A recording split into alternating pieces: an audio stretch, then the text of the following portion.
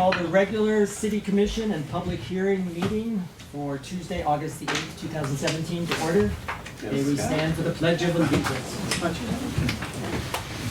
I pledge allegiance to the flag of the United States of America and to the republic for which it stands, one nation, under God, indivisible, with liberty and justice for all. Lofty goals.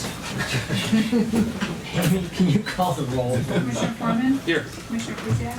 Here. Commissioner Perry? Here. Commissioner Scott? Here. Mayor Metzger? Here. Okay, the first item on the program is the Southeast Michigan Regional Energy Office Program Update. Thank you. Welcome. Okay, there we go. Okay. I hope you don't mind if I don't face you directly all the time. Let me see We're this easily real quick. offended. Sure, Really yeah. mess you up. Okay.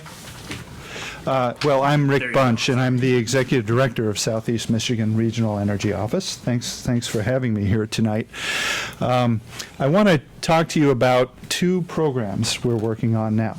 One is follow-up to the street lighting tariffs case that we undertook starting a couple of years ago. So give you a report on the outcome and what we're doing to keep up momentum on that. And secondly, on a residential solar PV program. I think many of you know Semrio, but essentially we try to serve as a virtual energy office, particularly for smaller or medium-sized municipalities that don't have a lot of staff capacity to prioritize projects or finance them or implement them. And we've raised a lot of money over the years for 27 of our member municipalities to do energy projects. Currently, we're partnered with EcoWorks on a project to do energy management planning for Pleasant Ridge and several other cities. And so here, I'll jump right into the Municipal Street Lighting Coalition. As you may remember, more than 2 years ago now, DTE was trying to create permanent LED street lighting rates after an experimental phase. They proposed rates that would have drastically narrowed the cost gains from converting to LEDs. We threw together a coalition of 25 or so cities in the region, including Pleasant Ridge, asked you all to chip in to cover the costs of intervening in that case in Lansing, and got into a 2-year food fight with DTE and not the commission, I shouldn't say. They were actually, the commission were great, and so were their staff. So the outcome of the first case is that the commission rejected the rates that DTE asked for, mandated that everybody sit down together in a room and work out something better. We did. That's what got written into the second case, more than a year later, and ultimately approved by the commission last winter. And the outcome was that the cost advantage that LEDs historically had under the experimental rates was slightly extended. So having gone to LEDs here, you're actually doing better than you were when DTE originally pitched you on that project. Here's some basic statistics on it. I had Jim send me the inventory of your streetlights.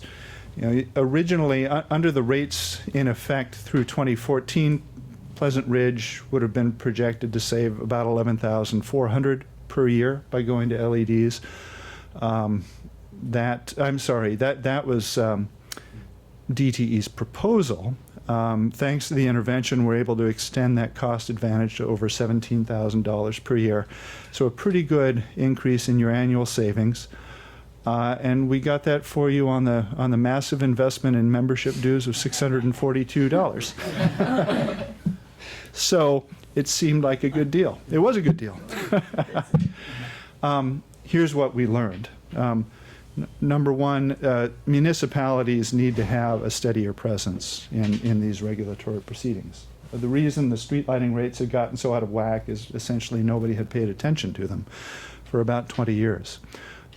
Secondly, a lot of this is not directly regulated by the commission. There's a lot of business decisions that utilities make that the commission does not regulate. And thirdly, municipalities often need technical support. So we've formed a permanent organization to fulfill those roles. We're calling it, it's got a great name, the Michigan Maui.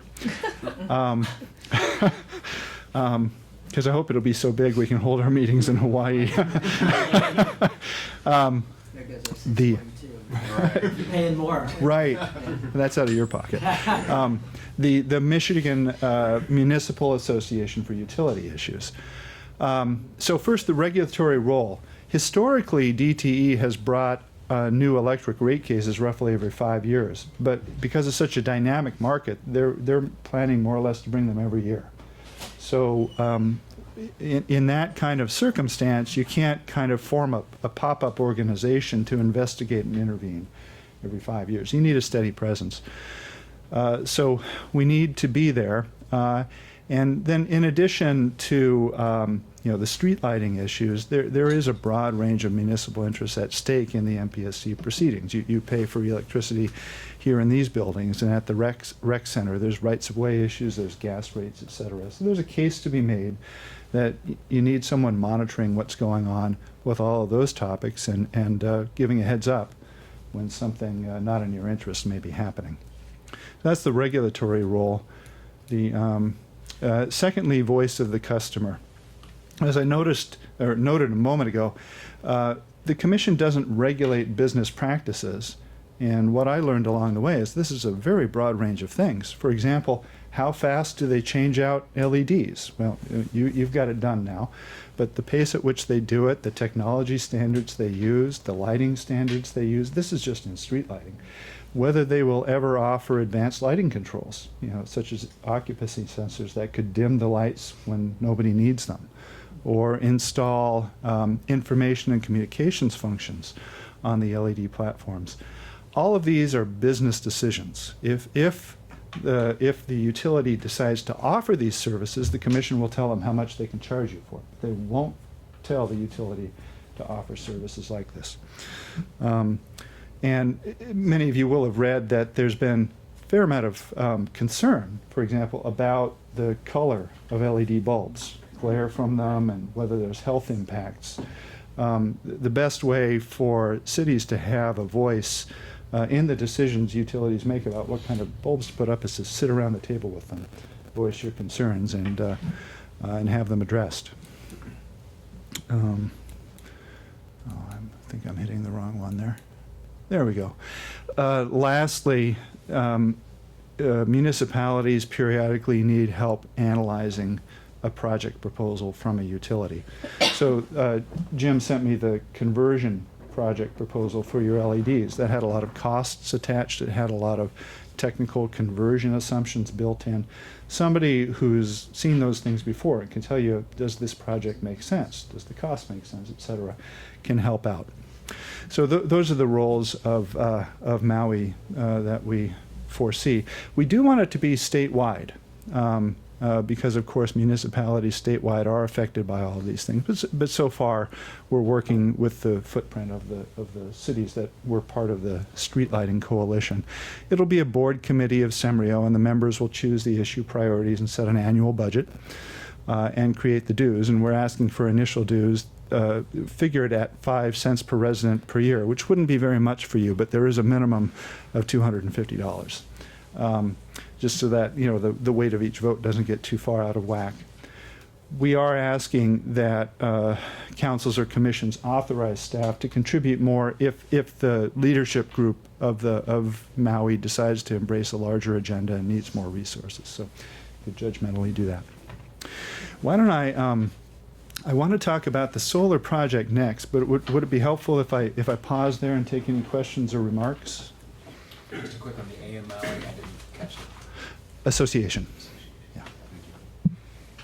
Rick, you just mentioned that if there were larger agendas that would require more financing from them contributing communities, what would be an example of something where you would need more money beyond just the initial dues? Well, we thought about the initial dues in terms of maintaining a presence on street lighting issues and maintaining a dialogue, a business dialogue with DTE. But if, for example, cities wanted to take on, if there were a case that came along that required intervention and bringing the lawyers back in. Lawyers are expensive. We haven't built them into the basic budget. Okay. So that would be one example. So broader topical agenda or an actual intervention Mhm. as opposed to dialogue. Okay. So our emphasis is always going to be on dialogue. Mhm. We actually have established a good dialogue with DTE. They've gotten a lot of value out of having this voice of the customer. But now and again, we'll disagree on things, and we'll have to course. kind of go to the mat on that. Thank you. Sure. Shall I continue? Okay. Okay, let's talk about solar PV. Seems like the city in general likes solar PV, and you've got it going up on the rec center, community center? Community center, Same shortly. building, right? Yeah. Yep. Actually, I don't even need to say much about that slide. You Can you translate PV for those who may not know? Oh, photovoltaics. Yeah. Yeah, I mean, sometimes there's solar thermal, which just directly gathers warmth from sunlight, but you know, in most cases, you're converting it to electricity. Not too long ago, Jim and our colleagues at EcoWorks collaborated in putting out a survey to the community, and there was a real positive reaction to the idea of encouraging solar PV in Pleasant Ridge. Strong interest in rooftop PV, strong interest in group purchasing, which can help to bring the costs down. There's also a lot of interest in community solar, which is when you create a solar facility that is on a shared property. So it's not on each individual homeowner's property. You share it on a lot somewhere and share the electricity from it. That's complicated, but it's relevant in Pleasant Ridge because of the various, in a lot of places, solar PV is infeasible or not consistent with the code. So that's something we need to look at as well. So as well as the basic interest, here is a general financial case. This comes from our partners at Michigan Solar Solutions, who are, they're in Commerce Township, and they're one of the biggest installers in this region. So for a typical South Oakland County home, they would often recommend to offset 87% of annual electricity use, 4.4 kilowatt rooftop system. So why not 100%? The reason is that usually the cheapest thing to do is walk around the house and put in better light bulbs or better appliances. Do that first, it's cheapest, and then do your PV. That would have a gross cost of $13,500, but you get $4,000 of that back on your federal taxes the same year. So net cost of $95,000. That's through 2019. In the first year, your net savings is about $920, and that's net of your financing cost at 5%, which most people would do on home equity. The package we put together also offers financing through Michigan Saves, which is sort of a quasi-public financing organization. And the savings grow, we project, at 6% a year, which is the historic growth rate of DTE's electric rates. So you get a payback in about 8 years, but the system is warranted to last 25 years and is expected to last quite a lot longer. So in 25 years, a homeowner in this scenario would save about $15,000. It's a pretty good financial deal. There are common challenges to homeowners. One is it's just confusing. There's a lot of installers out there. There's a lot of technology choices. So that's daunting. The technology is quickly changing. You know, many people think maybe I should wait till next year. It'll be cheaper. It'll be better. You know, people are concerned about reliability and having to maintain their own electric system. They're concerned about accuracy of the projected savings, and they often have limited understandings of local codes and other requirements, permitting requirements. In Pleasant Ridge, we found three additional. It's a good thing, right? No, it's a good thing. It's a different kind of well, that's photosynthesis. Yeah, you know, it's one of the benefits of living here, but it does block solar PV panels on rooftops. Second, there are restrictions on the visibility of PV panels from the street. So a home whose south-facing roof faces the street is going to have an issue. And thirdly, you have the historic district. So all of that needs to be looked at. So the project that we envision for Pleasant Ridge has three aspects to it. One, a review of the ordinances and processes pertaining to solar PV to find out if there are some straightforward things that can be done to make it easier for homeowners. Can you make the inspection and permitting process easier? Is there, would the community be receptive to changing some of the ordinances or standards? And Jim has suggested a survey. And of course, that would engage the Planning Commission as well. This would touch on historic district standards as well. Secondly, explore community solar for homeowners whose sites aren't workable for solar. I recommended to Jim to work with Homeland Solar, who's doing the project on the rec center, because they've actually done a lot of research and a lot of work on community solar. The rub with community solar is that if you generate electricity on your property to be used somewhere else, the utility thinks you're behaving like a utility. And then you're interfering with their monopoly. So they're not usually fond of that. And so it has not advanced rapidly in Michigan. And I'm not an expert on it, but that's the basic issue there. The third part is a low-cost turnkey solar PV package. So what we're trying to do here is to increase the confidence of homeowners in going with solar PV. And by working through the municipal association, that is SEMRIO, we can give homeowners a little more confidence that their municipality has looked at a package, has gotten together with a bunch of other municipalities, and developed a level of comfort with what we've put together. So we're hoping to overcome some of that hesitancy that people naturally have. So we've got a Michigan-based installer. That's Michigan Solar Solutions. McNaughton McKay is the equipment provider. They're just down the road here in Madison Heights. They buy U.S. wherever practical. Unfortunately, the last remaining solar panel maker in the U.S. was in Michigan, and they're involved in a trade war now, but for now they're shut down. So we can't source panels in the U.S. at this point. There is optional financing from Michigan Saves. Honestly, most people are a little better off using home equity. By bulk purchasing, that is bundling a whole lot of residential jobs together at once, we can achieve economies of scale, lower installation costs, lower equipment costs. It does rely on this municipal endorsement and communicating through municipal channels, newsletters, community events, emails, things of this nature. And it's offered in partnership with the other municipal members of SEMRIO. So, those are some of the advantages we see for municipalities in being hands-on with a project like this. We do think it sends a message to residents and businesses that might want to locate here. It ensures that you have reliable installers and equipment providers. For example, McNaughton McKay stands behind the equipment, and as dynamic as the equipment market is for PV, some of them have gone out of business, but McNaughton McKay still services it. They'll stand behind it. You can support the homeowners with permitting and inspection programs and have a regional partnership. I'll say, sorry, I forgot something I was going to say earlier, but I'm going to do this slide and then come back to it.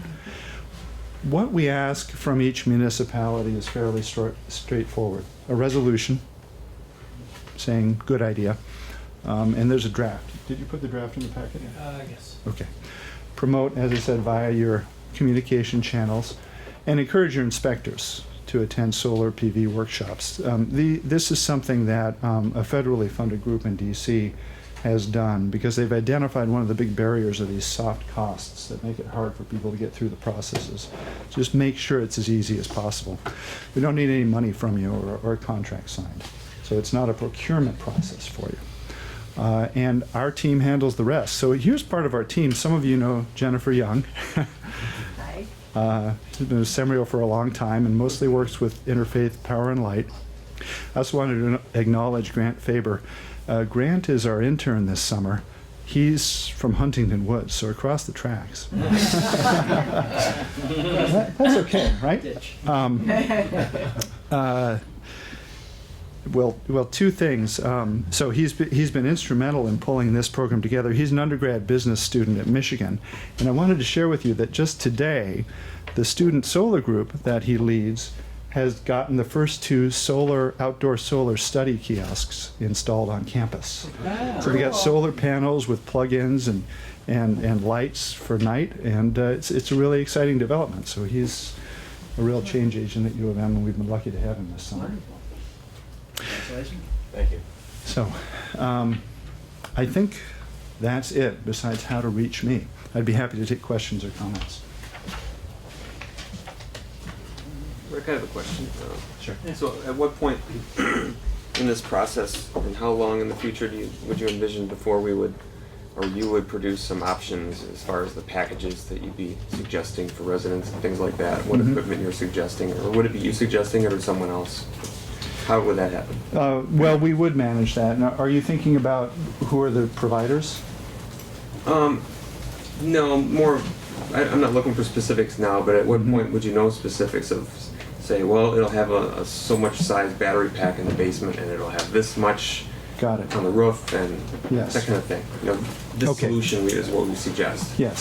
So for a homeowner who's interested, we'll ask them to respond through the city and forward that inquiry to us.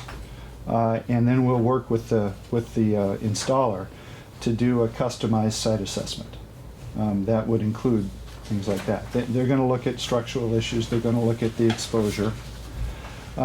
Nowadays, all the PV systems that go in are compatible with battery storage. Very few people do it because the batteries are still expensive, but it's assumed generally that with them improving in efficiency and coming down in cost, that before too long, that's going to be a better choice than putting in a generator. And will the utility only allow you to generate so much power before they get worried that you're, reselling to somebody else? Right. Yeah, there's a program in Michigan and many other states called net metering. So if you're generating surplus electricity, you can sell it back into the system, and you can use that much again. But you cannot generate more in a year than what you're actually going to use. Otherwise, you're competing with them. I'm just surprised that they're not making panels in the U.S. anymore. I mean, you cannot source these type panels by manufacturer in the United States. Cost. Yeah. Wow. Mhm. Yeah. So they're just cleaning up the manufacturing of solar panels in China so that they're not produced in coal-fired factories. Uh huh. mhm. The irony. I was I mean, is there the prospects that could change? Oh yes, going yeah, forward? yeah, and it's hard to know what to root for, to be honest, because Suniva, which is the firm that operate in Michigan, they're shut down for now because they can't compete on cost. They've asked the administration essentially to slap tariffs on foreign panels. That would drive the cost of the panels back up to about 2012 levels, and have a pretty big impact on adoption. So it would make domestic manufacturers more competitive, but it would probably put a huge dent in the rate of solar installation.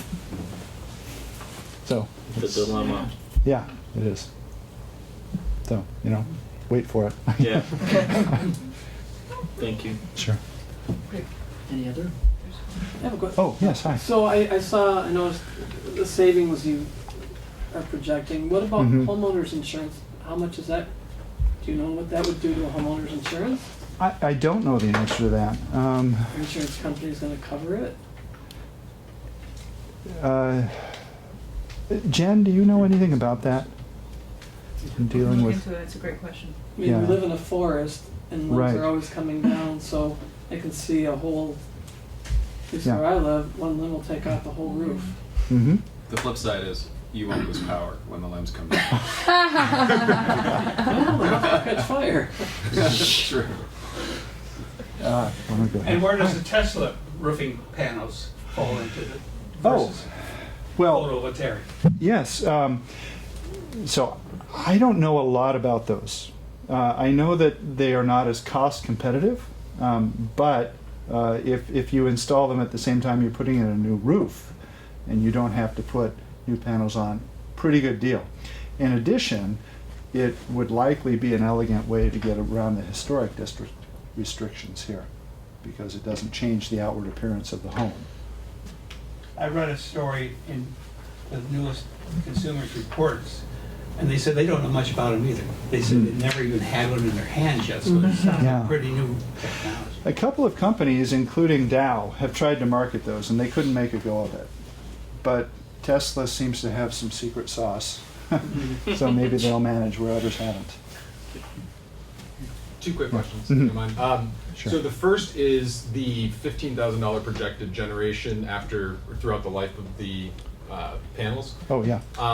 So is there any likelihood, or is there any way to protect if DTE starts monkeying with their pricing model like they did with the streetlights? If there's a critical mass of people installing these things and they see their revenues declining, is there any way to preemptively build some sort of policy that would protect the city? And then also, is there a way to build a policy, I don't know if you've ever seen this, but where people might intentionally take trees down to put solar panels up?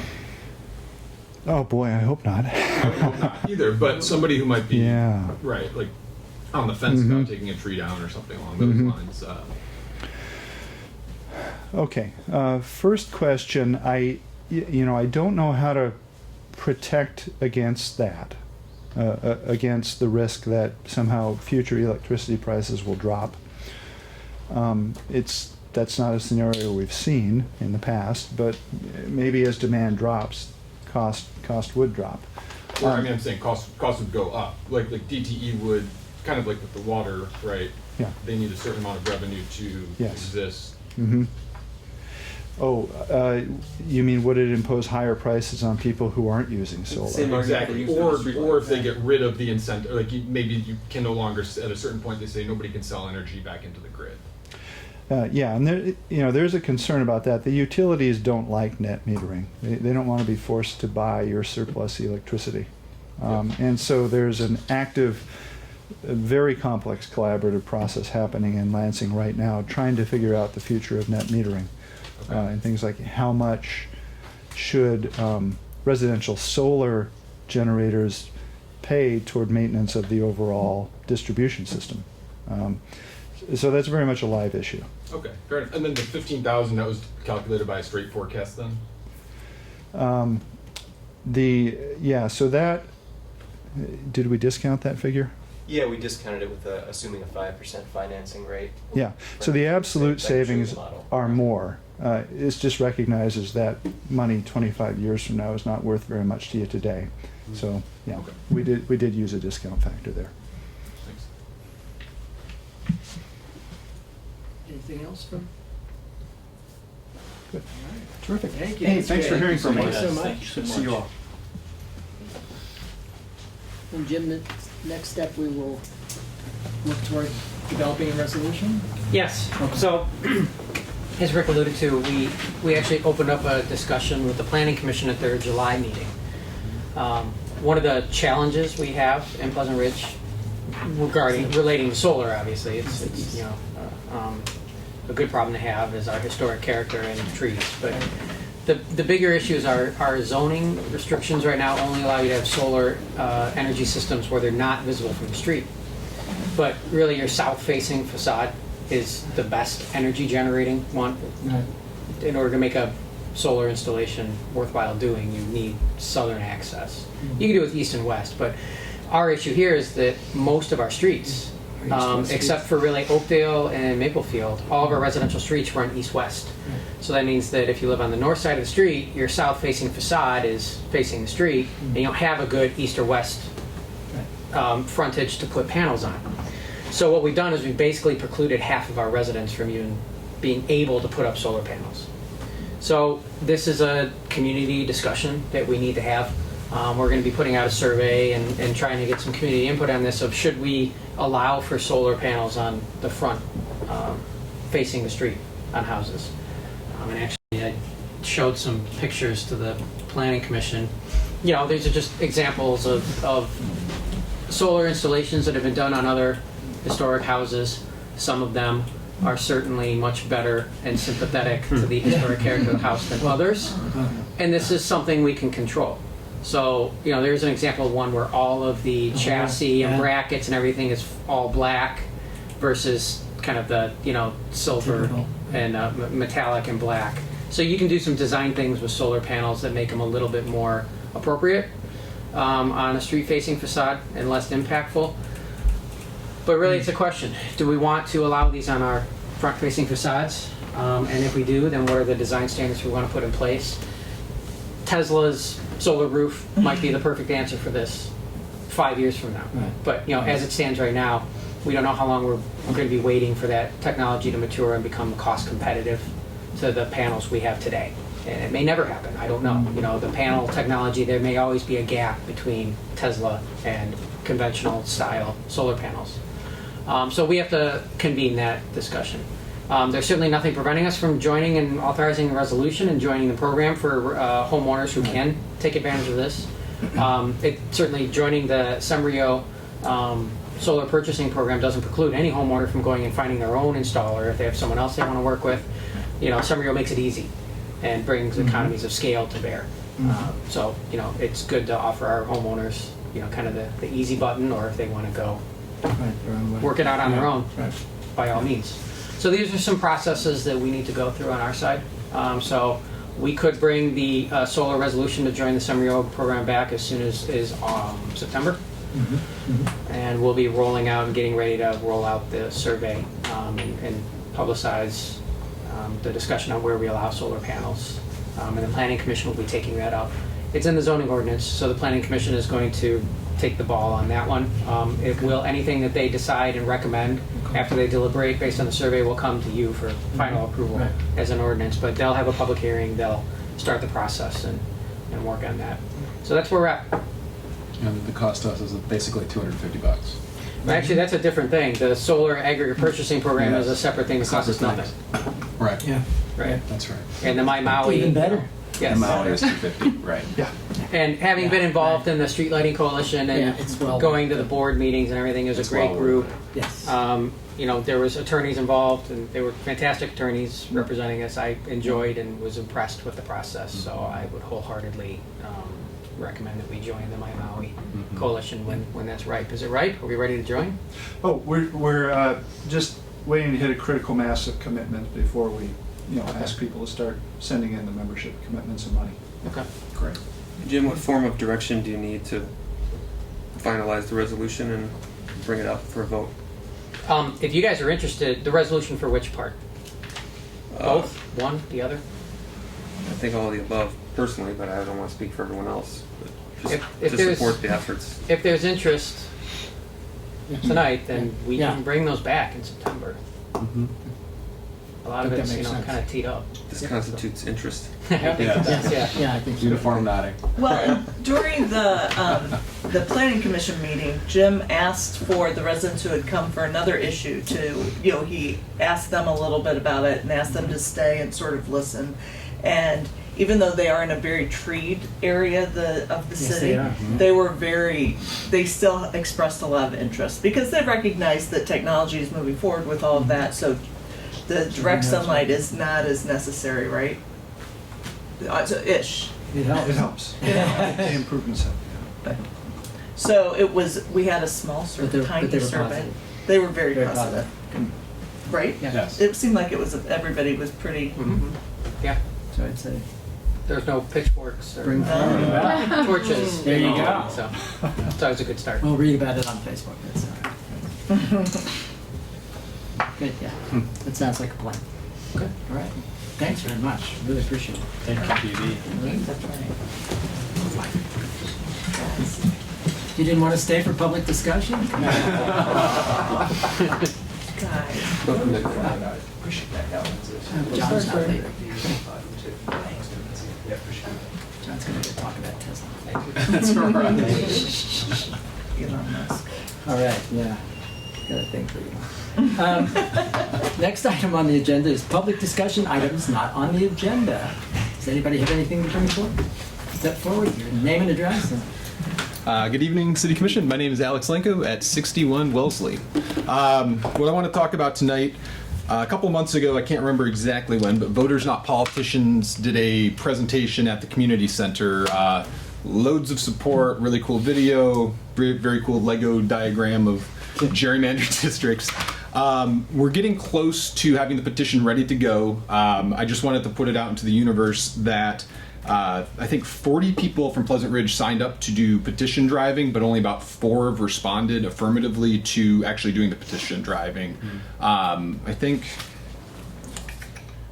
so the 17th is about, so we're at the 8th today. In about 10 days, they expect to have the approved language. About 7 days after that, they expect to have the printed petitions. And then after that, there's going to be a flash mob, is what it was called, in the farmers market in Royal Oak to kick off the petition signing event. So, again, just want to put it out there into the universe that they're looking for volunteers to help gather petition signatures. Any help would be appreciated. And if you need more information, feel free to reach me. And Jim has my contact information. I think most of you do too. And they need what, 300 and... Oh my God. So yes, 315,000, exactly, 180 days. They're doing it, they're being overly cautious in order to make sure that it doesn't get knocked out on some technicality down the line. So their target is 350,000 signatures in 180 days. So I forget how that works out, but the number of volunteers who signed up, and obviously they're not getting as much rebound interest or boomerang interest, but it was estimated like 15 or 20 signatures a day per volunteer. So it's a Herculean task, but let's get it done. I mean, it needs to get done. So anyways, that's my opinion. So I hope they get the language approved. I know Yeah. it's been a delay and everything else. I think that's the thing. And then people started picking up the phone and calling. It's one of these things where, right, it usually takes about 2 days to approve language, but it was just the feet were dragging, were dragging, and it's not really surprising. So here we are. Let me get out there before the weather sets.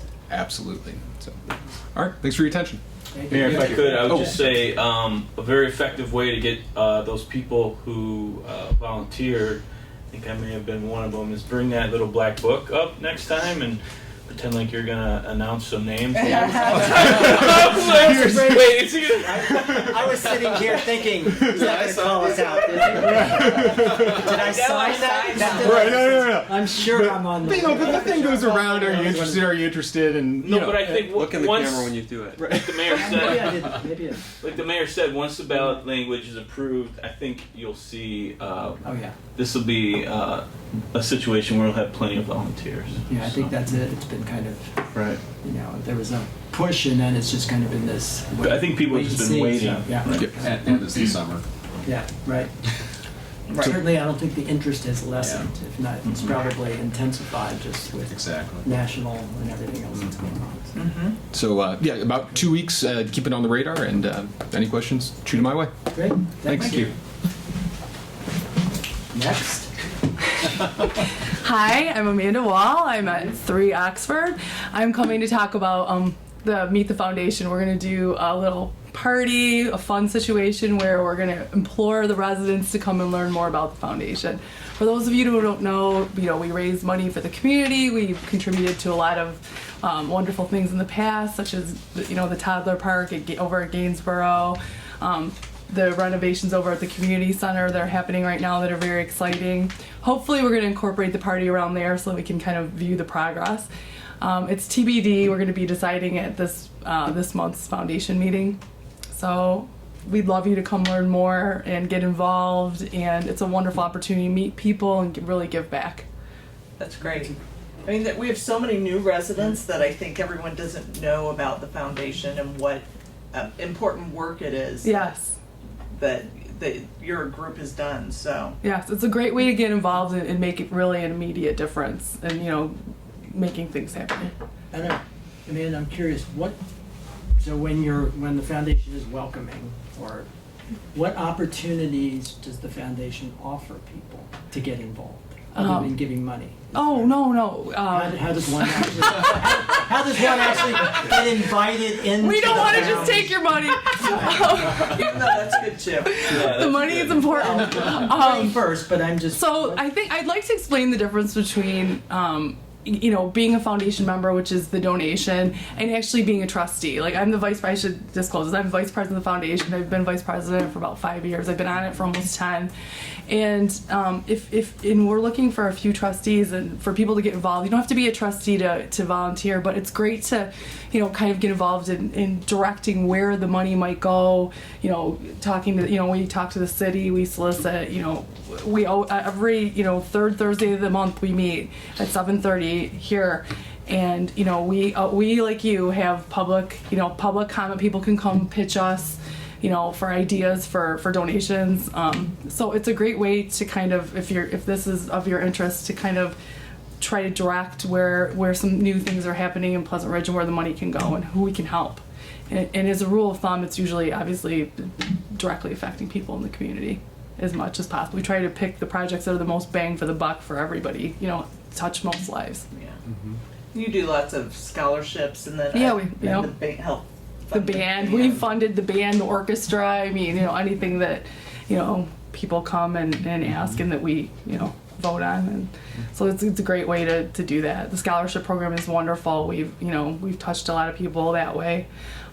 So, and then we're going to kind of talk about, that's why we're doing this as well. Like if you are not a trustee, but, you know, if you're a part of it and you donate, how you can get involved. And we're going to try to reinvigorate, like, getting the people to help with the different things that we do, and not just sending a check, but really, you know, hands-on work. I think that's great. I think Yep, it's really wonderful. It's been one of the most enriching experiences of my life.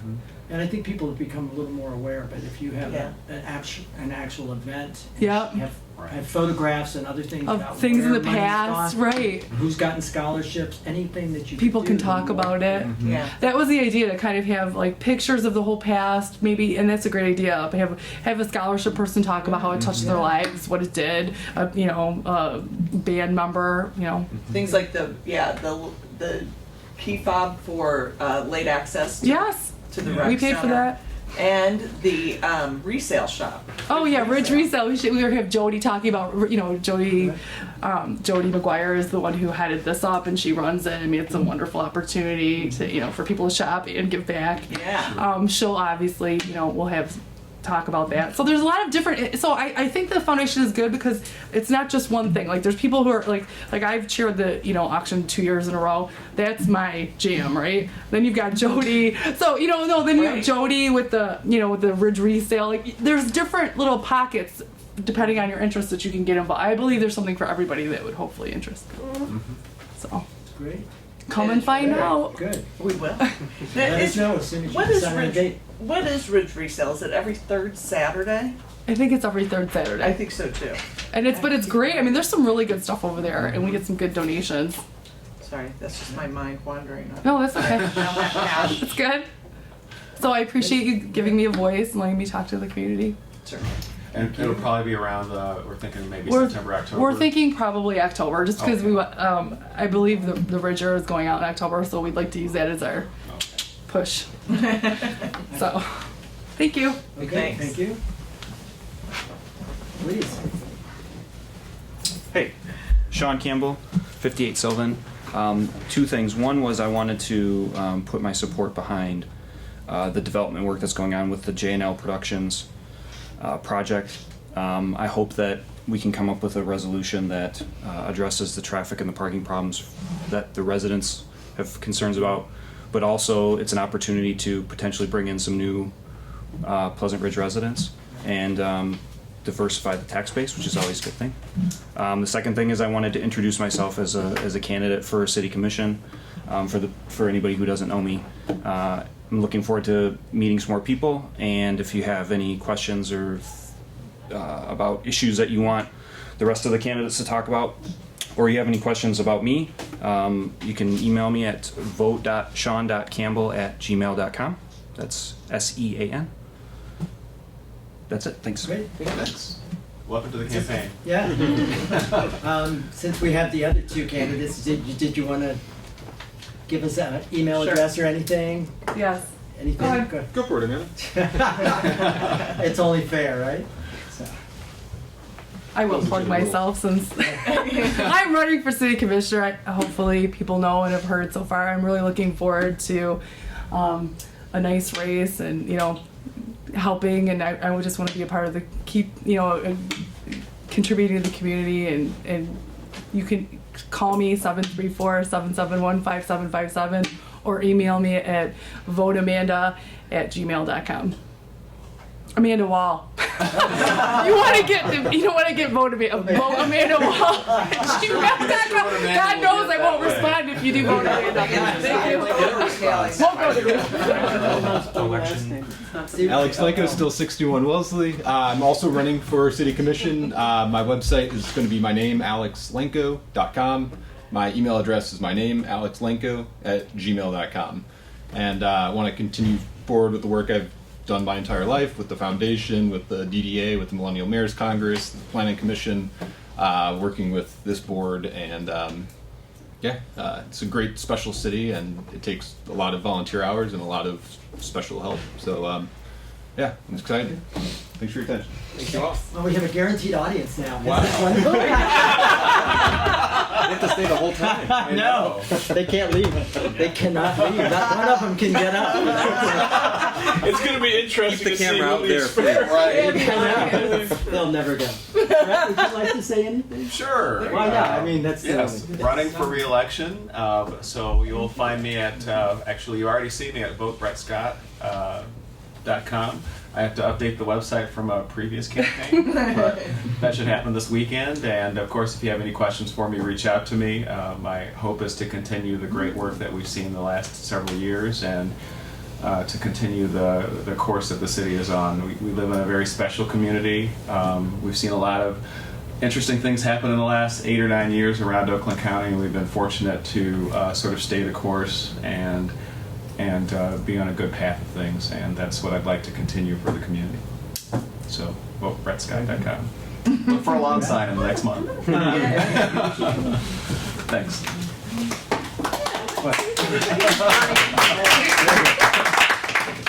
To echo what the mayor had said on Facebook, I would just like to thank all of you guys for doing it. Yeah. Thank you all Yeah. for running. It means a lot to everyone.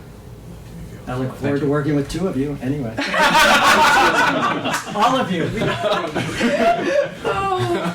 And I promise no signs from me.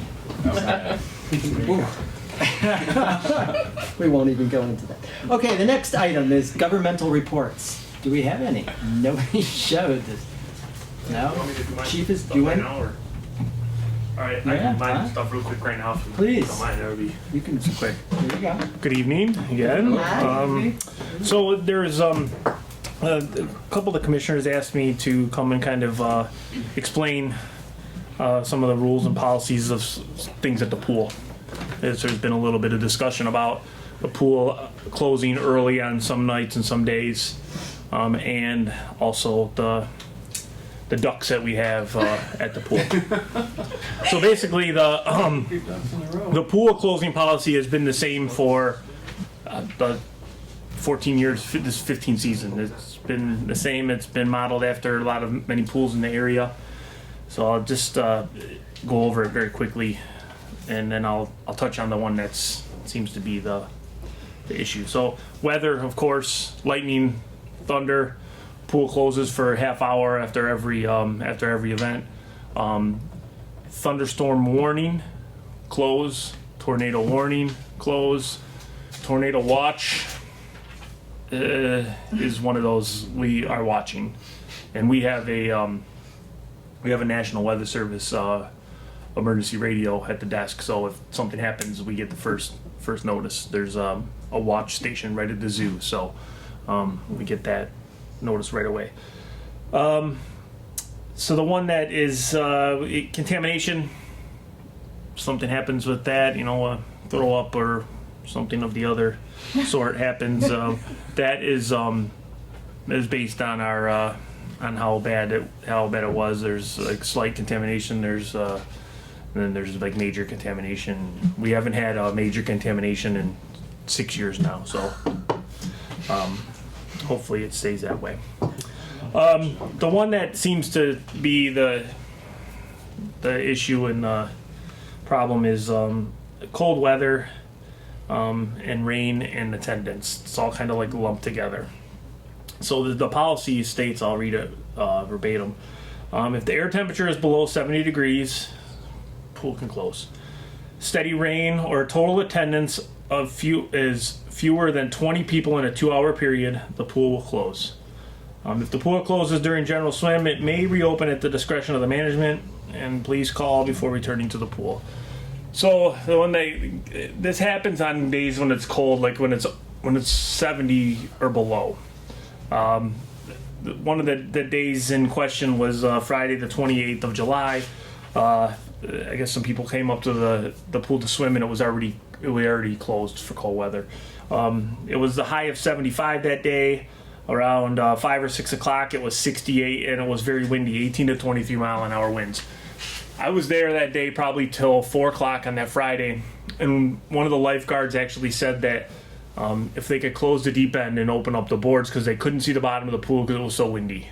So what happens is the wind is blowing so strong that it creates a wake on the pool, waves almost, and you can't see the bottom, and that becomes a safety issue for if something was to happen and they were to drop to the bottom, we wouldn't be able to see them. So it was very windy. It was a cold day. It was slow. We had a total of 17 people at the pool from 1 o'clock to 6 o'clock. 17 people. So theoretically, we could have closed at 3 because that time we only had like 8 people. But we stayed open, let some swimmers stay, and then at 6 o'clock we made the call. They're just going to close, try to, we could save a little bit of money and the guards, and they were just sitting there because, nobody was there. So when this happens, we never will go up to people and say, we're closing the pool, you have to leave. That doesn't happen. So we wait till the swimmers leave, just because it's starting to get cold or they're done swimming. And then there'll be nobody in the pool for, maybe 10, 15 minutes, and it's been slow the whole day. We'll make the call to close. It's a no-win for us, because if we stay open and there's nobody even swimming, and you're paying 5 people to sit there and do nothing. And that's true, that's what happens. But if we close and people come up to swim, well, I want to swim while you close. We pay taxes for this to be open. It's the way it has to operate. I don't want to pay people to sit there and do nothing. And it's just, not many people are going to go to the pool on those days. It's cold. So that's really it. People, they do get worked up if they go to try to swim and we're closed. We're open for 108 days. We try to, if I could be open for all 108, I would be, but it just sometimes doesn't happen. And I remember the day, July 12th, it was rainy and thunderstorms and crazy at like 1 o'clock, and they were calling for it all day to be that. So I just made the call. I was like, we're going to close for the day. Like, we just called the guards. And of course, it cleared up. I mean, there was we watched our radar, and the storms went like this, right around us and then back, and it was. And I said it. We were at lunch. I remember the day because it was the day I went to the Metallica concert, and that was like, we were so worried that was gonna pour, and I'm like, it's gonna pour, and I closed the pool, and I said, this is gonna be the day when you roll the dice and you crapped out, and it was it. But it's funny, that day I really didn't get anybody complaining. No calls or no anything. So it's just. So you closed it because you want to go to the Metallica concert? No. We closed it because there was actually a thunderstorm warning at noon, and the thunderstorm warning went till 2:15. So we closed for that amount of time, and then like literally the radar showed storms all day, and so we just decided to close for the day, and it cleared up and got sunny and. Michigan. Yeah, exactly. I don't listen to those weather guys anymore. So if anybody ever has an issue with, the pool closing early, it's really when we get to that point, the head guards that are there, they make the call. They'll send me a text and say, "Hey, we've had 8 people here for the last 2 hours. What do we do? Should we close?" And we'll usually make the call. So it's very rare that call takes. That we would close at like 3 o'clock, because we still have a lot of time for it maybe to get nicer. that call, like that close early, would happen usually like 5 or 6. So that's it. So if anybody has any questions or issues with it, just give me a call, send me an email. I'd be happy to go over it with them and explain it to them. So the other issue is our friendly ducks that we have at the pool. There's 4 of them, a mother and 3 ducklings. Now they're actually big now. So, and these ducks have been a slight nuisance at the pool for about 8 years now.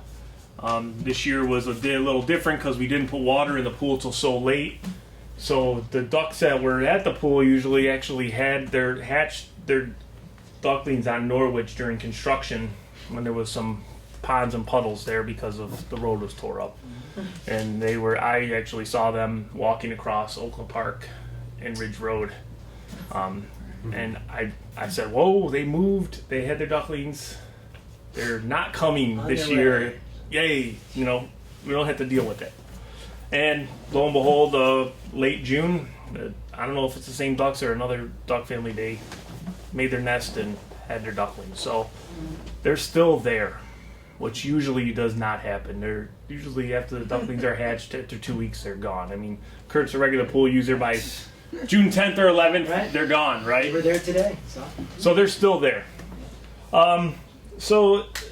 Here in Michigan and the United States, these birds ducks and geese are included, and they're protected by the Federal Migratory Bird Treaty Act and other state laws. And so there's nothing we can do. We're not allowed to shake the eggs. Like, you go to the nest and shake the egg to kill the bird inside of it, and then the mother will think that the eggs are still good and they won't hatch and they'll leave.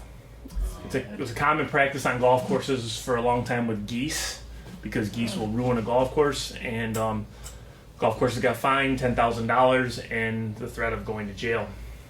The DNR, they would do egg exchange. They would take the good eggs, put a fake egg there, and we can't do that. It's illegal. So there's nothing much we can do with the ducks. I've had a dog at the pool to kind of run and chase them away. He's a ducker dog that has been successful doing that at other pools. And it's just, they run away and then these ducks come back. So It's Pleasant Ridge. Why would right. So the issue is the droppings and the feces from the ducks that people are concerned that it's a health and safety issue. So the CDC, the Center for Disease Control, actually has a protocol that we follow to keep the water safe. And basically that is we remove the droppings from the area. If it's in the pool, by that time it's gotten very soft. So you usually sweep it up and disperse it into the water, or if you're able to vacuum it up, we do that. Then it says to raise a free chlorine concentration to 2 parts per million, and maintain the pH level at 7.5 or less, and keep the temperature at 77 degrees. That free chlorine and pH should remain at these levels for 30 minutes. So we have 4 ducks, 253,000 gallons of water. It's very little. I mean, it's nothing. So our pool, our free chlorine is kept at all times between 3 and 5 parts per million, and usually on that higher end. The pH is maintained at 7.5 at all times, and the water temperature is kept at 80. So I'm 100% confident that any droppings that are found and they're dealt with, and the chemistry of the pool keeps it safe for swimmers. We regularly shock the pool, bring the parts per million up to 10, and keep it there for 4 hours. That will kill anything that's in the water. And 2 times a summer we will do what they call a superchlorination and bring it up to 30 parts per million. That will kill anything that's in the water, including if somebody was to jump in it at that, you would not be in a good shape. Your skin would be pretty burnt up. So we'll bring it to that 30 parts per million, and we'll do that a couple times a summer just to make sure that we're safe. There's nothing in there. So the water, then the chlorine naturally dissipates overnight, and it's safe for swimmers by the morning. So that's kind of the story of the ducks. I get some emails, and I get like people today were real worked up over it. There's nothing I can do. I've tried to scare them away. I can't do anything. So they're people friendly now. I mean, they were in the water at a swim meet. Yeah. So funny story, and then I'll be done. So they were all. I know where the nest is. And so they were all sitting on the deck, the mother and the three babies, and adult was called, so all the kids are getting out of the pool, and the ducklings are there, and the mom got up, went into the water at adult swim, and those babies stayed there, and literally, and I'm not kidding you, after the adult swim was done, the babies went into the water. That's cute. It was crazy because the kid noticed it and he's like, "Oh, it's adult swimming. Look at the moms going swimming." And I'm like, "Yeah, that's kind of weird." And then they blew the whistle and there go the babies like after it. It's kind of funny. And the lifeguards, they do not like the ducks because it is a regular like scrub brush and bleach service for them. But I've learned to I have a kind of a little affection for them now. The babies are really cute. They are cute. They should be moving on soon. The babies are about at flying age, so. Especially one of them is pretty good size. Yeah, once they can fly, they'll move on and they will come back next year. So. Can we get a permanent chair for the dog? Maybe that would keep. I know. I don't want to have the dog. The dog works before the babies are born to scare the parents Then away. the people will complain about the dog. Yeah, if the dog was to come now with the babies, they can't fly and it would not be. It would be good. So I had that dog. It was about 5 years ago before, the pool wasn't even open yet, and they were there, and I had them try to scare away the parents, and it just they were gone for a couple days and they came back. So is what it is. Any other questions? All right. Thank you. Thank you. Scott, Scott, is this the time when you could talk about the behind the pool? Oh, I can. Yeah, I'll make that real quick too. So we are doing renovation behind the community center, thanks to the foundation and the city. The play structure is going to be removed. A new play structure is going in where the swings are right now. A large brick patio with seating will be going on directly to the rear of the building. Some free grass space, walkways and paths, lighting.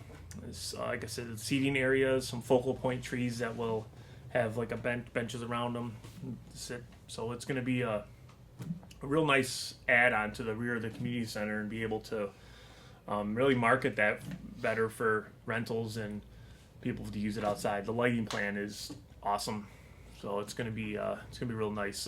Next month, I think we're talking about, because the work's going to start after Labor Day.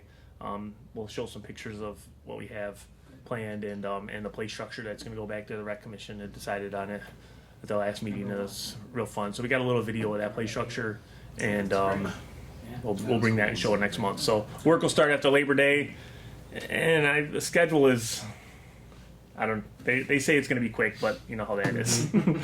So I hope that they'll get all the work done behind the community center, the patio and whatnot done in a few weeks before October, and then the play structure will be in the month of October, beginning of November. So good. Yes, thank you. All right. Exciting. Thank you. It is exciting. Okay. Next item, City Commission liaison reports. Start with Commissioner Krzyjak, Recreation Commission. Thank you, Mayor. We'll start with the bad news. Bad news? The camp out that was scheduled for this weekend is canceled. We had not enough families sign up, and it just didn't make it feasible. So for next year, if you're thinking about participating, sign up early, get your friends to sign up, and hopefully we can stage the event next year. The camp out sounded like a really good idea. I know they had a lot of good stuff planned for that evening, but they just couldn't get enough interest. So next year, let's work on signing up for that. Speaking of sign-ups, the soccer sign-ups are open. currently for fall soccer. I think we have a U8 and a U6 team this year, so you can sign up for that. We also have, for the adults, we have something new this year. It's following on the success of the volleyball that a lot of people have had fun with. The Recreation Commission is going to host a kickball tournament. And I think, well, Scott was mentioning earlier that we will be assigning teams possibly by street, so it would be kind of a territorial grudge match between. We can finally settle the whole Wellesley Devonshire thing. They used to have a softball league like that, and John, what was the name of? Oh, the Camberton King Bees. There you go, the Camberton King Bees. So they used to have a softball league by street. So we're trying to kind of get this kickball league going by street. We thought there'd be like Jason said, territorial would be awesome. You come up with some good names, and one of our early bird building supervisor, John Courier, who everybody loves John, the early morning people. He's like our certified kickball ref. So he used to do it in Oak Park when they had a league, and he's actually the one who said the idea, like, hey, let's do a tournament. I'll help organize it and stuff. And John's a great guy. I mean, I know John Wright knows him real well, and everybody. John Courier is just the nicest guy in the world. So that'll be a fun event. So please sign up. We need people. When is that? I'm sorry, I missed the dates. I missed the dates too. We have the building. The building the community center is like littered with the flyers all over the windows and everything. So they just went up yesterday. Actually, today, Sky, our Michigan Works intern, did the flyer today. So I didn't check the date, but come to the community center. We'll have it online. And is it one date or is it multiple dates? It's one day, a tournament. It's on a Saturday. I think it's like September 22nd or something. It's something like that. So sign up, please. The Devonshire Devils are on board. There you go. There you go. So we get one person to sign up for your street, and then you'll collect the team. So please. Let me ask Sean, are you a good kickball player? Sylvan needs, Yeah. All right. Just. It gets ruthless. Gonna have to find it from that end of the street. And Quinn and Chuck. Yeah, that's true. Yeah, it's gonna be a lot of fun. So please, let's not goof up on this one. Let's sign up because it's gonna be a lot of fun. Come on, people. Go round up your neighbors and see if you can beat Wellesley. I doubt it, but let's see. Motivating. I was thinking about getting a staff team together, so maybe. Yeah, I think that would be really cool. Yeah. Good, huh? Yes. No, it'd be great. You get the ducks too. All right. I think that's all we got. That's it. Well, finally, I just wanted to recognize the husband family. We had a dedication in the park this past weekend. I know the mayor and Jody were there, and the city commission, all members of the city commission were there, and I know staff really worked hard to help Amanda and Justin realize this memorial for their young son. They donated. I know there's been some talk. It's actually a hoop shoot player.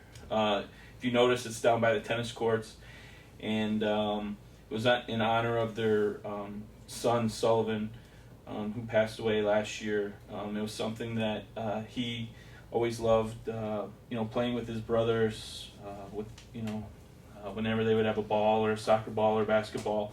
So Amanda and Justin really thought that would be a fitting tribute to their son. So I just wanted to, thank the husband family and thank Jim and Scott. They worked really hard to make that happen, and let everybody know that there are a bag of playground balls that are actually available.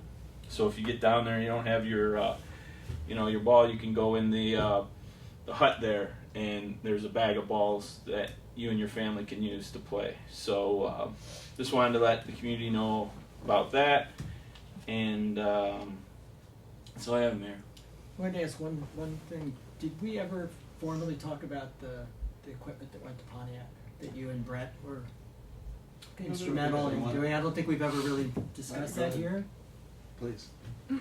So. Well, I know last year there was a lot of conversation about the playground that was removed from Gainsborough, and a group of volunteers, Commissioner Foreman, myself, and some other residents were able to extricate it from the playground with really no idea where it was going to go. There was some consideration here. There was some discussion to donate it. Commissioner Scott was able to secure guarantees from the city of Pontiac that it was something that they would be interested in, and they actually pursued and were awarded.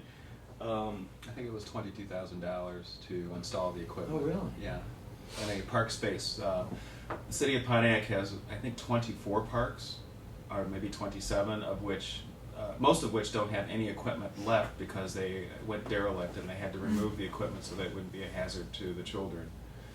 And so they're going through a plan now to rehabilitate all of the parks with new equipment, and they were very appreciative of having received the equipment that Commissioner Krzyjak had saved. That's great. From the trash bin, which all cleaned up, looks fantastic in the park. And it's it's a public space, so if you have an opportunity, just drive. I'll provide the address to the city that you can go down to. It's on a lake setting. It's a great place to just have fun with your kids. They're intending to put a little miniature putt course in and some other things to get full use of the park. So it turned out to be this great thing. Excellent. Yeah, I would just add that I know there was some discussion in Pontiac that would instigate more development in that park, and it is, if you have the chance to make it up there, it is a beautiful spot. And when you turn the corner to approach the park, and such a familiar piece of our equipment is now benefiting the community in Pontiac and that neighborhood specifically. It was very rewarding. I know the mayor of Pontiac was there to help, open that space up, and many members of the community, including the mayor, came up to both Brett and I and just expressed such heartfelt gratitude to the people of Pleasant Ridge for making that happen, because it is a space that had really no investment as far as playground opportunities. So it was couldn't ask for a better ending for that. And yes, thank you. Good. I wanted to make sure that. Yeah. Thank you both for all of it. Yeah, thank you. Great work. Great. All right. Next item, Commissioner Scott, Historical Commission. No meetings in the summer. So our next meeting is September 6th, and that will start at 7 o'clock in the community center, ready for the next agenda for the next year of activity. I would like to give a special thanks to John Wright and Scott Petersak for putting together a really nice event about the history of the pool. We had about 45 residents in attendance to the event, and just some of the memories that were shared were fantastic to hear where it has started and where it has led to. So thanks to both Scott and John for having put that together. I might have to buy the hat that John was wearing. It was he was dressed for the occasion. Yeah, so it was great.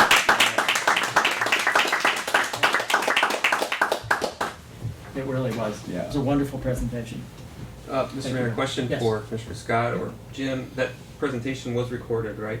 I think it was. I'm just not sure where it's been posted. It should be on the Facebook page. We live streamed it to Facebook, that's so right. That's right. it should be on there. So it was a pleasure working with John on it. Yeah. I had a great time with it. It was super fun. So Guys did a great Thank you, job. Scott. You did a great It job. was fantastic. So it should be. It's on the Facebook page. Okay, It should be able to Okay. link there. All right. Commissioner Foreman, Ferndale Public Schools. Yes. The school board did not meet on July 17th when was initially planned, but I do have a couple pieces of information to share. There's a new parent information night coming up, and it's actually tomorrow night, 6:30 p.m. at the high school. This is basically a forum to provide answers to questions that maybe not a new parent, but a parent who's new to the school district might have. How does the bus transportation work? How does Latchkey work? If I need a parent mentor to help me kind of understand some of the systems that the school has in place, how do I get that? All these types of questions can be answered there. So it's kind of a one-stop shop for all types of questions that you might have as a parent of a student in the school. upcoming dates, I'll say, is obviously the most notable one is September 5th. That's not a date that my kids are looking forward to necessarily. That's the first day of school. But a more exciting date would be August 21st, 7 p.m. That's the next school board meeting. And I believe they will have that one. And I'll be there, and you can be there too. That date also happens to be the day of unbundled brush pickup in the city of Pleasant Ridge. So not only does it have a school board meeting, it's got unbundled brush pickup. So it's really got great things happening all on the same day. So it's a day to look forward to, I think, for all of us. That's really all that I have to say this month. I'm just overcome. I don't know where to go next. Yes, Commissioner Perry, Planning DDA. Thank you. So the Planning Commission and DDA met on Monday, July 24th for their regular quarterly meeting. The Planning Commission had a development concept review for the J&L Productions building at, it's the building at 23675 Woodward, just south of the gas station at Cambridge. The potential property owners submitted a plan to the city, and the city manager brought the plan forward to the Planning Commission and the residents for discussion. It was a really good discussion because a lot of the residents from around there came, and a couple others, and there was, they provided a lot of comments.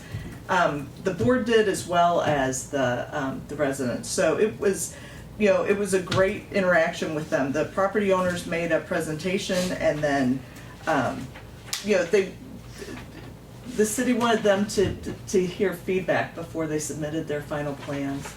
And I don't believe they finalized the purchase of the property, right, Jim? Or we don't know? I'm not sure. I'm sorry. They're in the process of that. Okay. And then the nice thing about the plans is they really do meet the goals of our master plan, and sort of Woodward's master plan too, because it fits the whole theme of it being, it creates a vibrant, diverse, mixed use, mixed density district along Woodward. So it's one of those really nice things where it would be a couple residential units up top and then office use down below. And they did a really, there was a lot of discussion of parking and of there are some certain traffic patterns depending on schools and school flow and the end of the workday that were all discussed with some of the different parking situations. So it was a good discussion, and it looked like the developers really took those questions and issues into consideration, and so we're moving forward.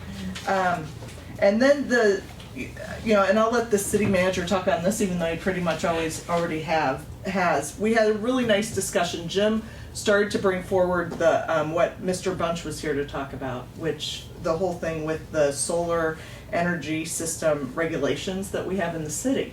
And so it was a great discussion there too, because these residents who really weren't there to discuss solar, it gave them a good vision into what could be coming and what their thoughts and feelings were on that too. And then Jim knows a lot more about it. Mm-hmm.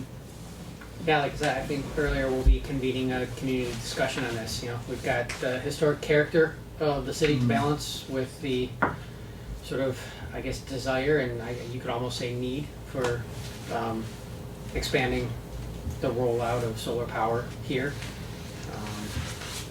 It's one small part of everything that's happening in the world. So we need to balance all of those considerations, and I'm looking forward, honestly, to seeing kind of what everybody thinks about this, because there's not a right or a wrong answer here. So we'll get there. And I think everyone's so hopeful. I mean, with social media pushes out those Elon Musk, the Tesla, what John had brought up, the solar, roofing tiles. Yeah. Right. And my biggest concern with those is that the hope that will be our solution to historic character and solar power doesn't overshadow, kind of the reality of where that technology is on the cost curve. Yeah. And on the even just on the utility, it's unproven. We don't know, what that will generate. So we need to be cognizant of that.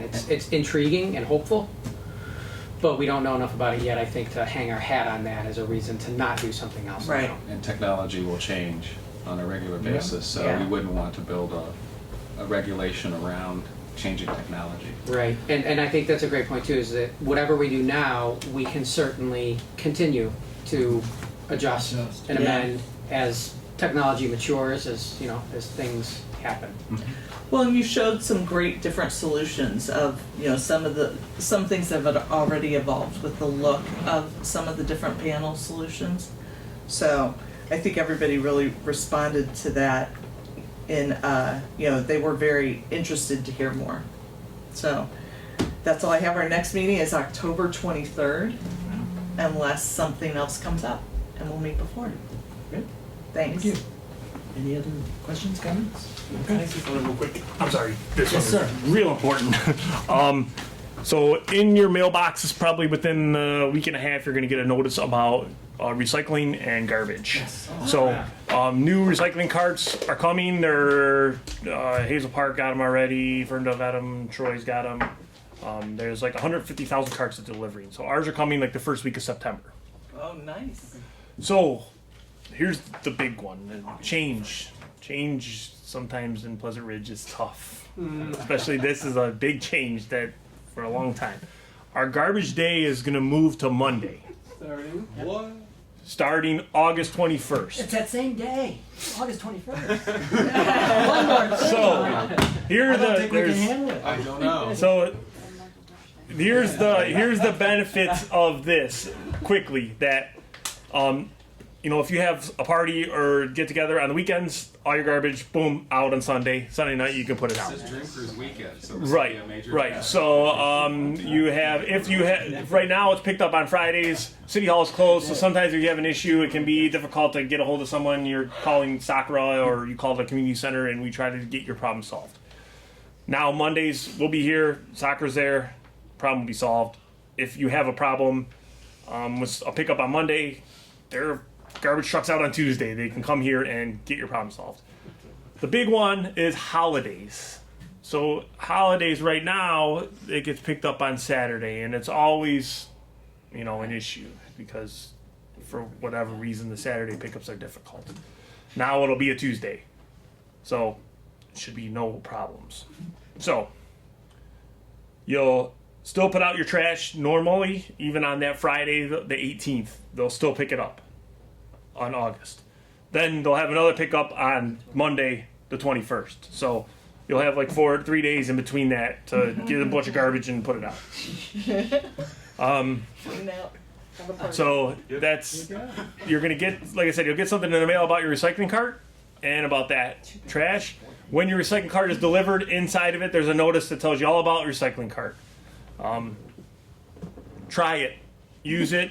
Like, After 3 months, if you don't like it, let us know and they'll come and take it. But you'll like it, trust me. Well, they've already had people, like out of all of them that have been delivered, 96 people called and said we don't want this, and they give it back. So I don't know, but the carts are nice, they work, and they hold 4 times as much as your little bin, and you can put everything in one bin, single stream. So Excellent.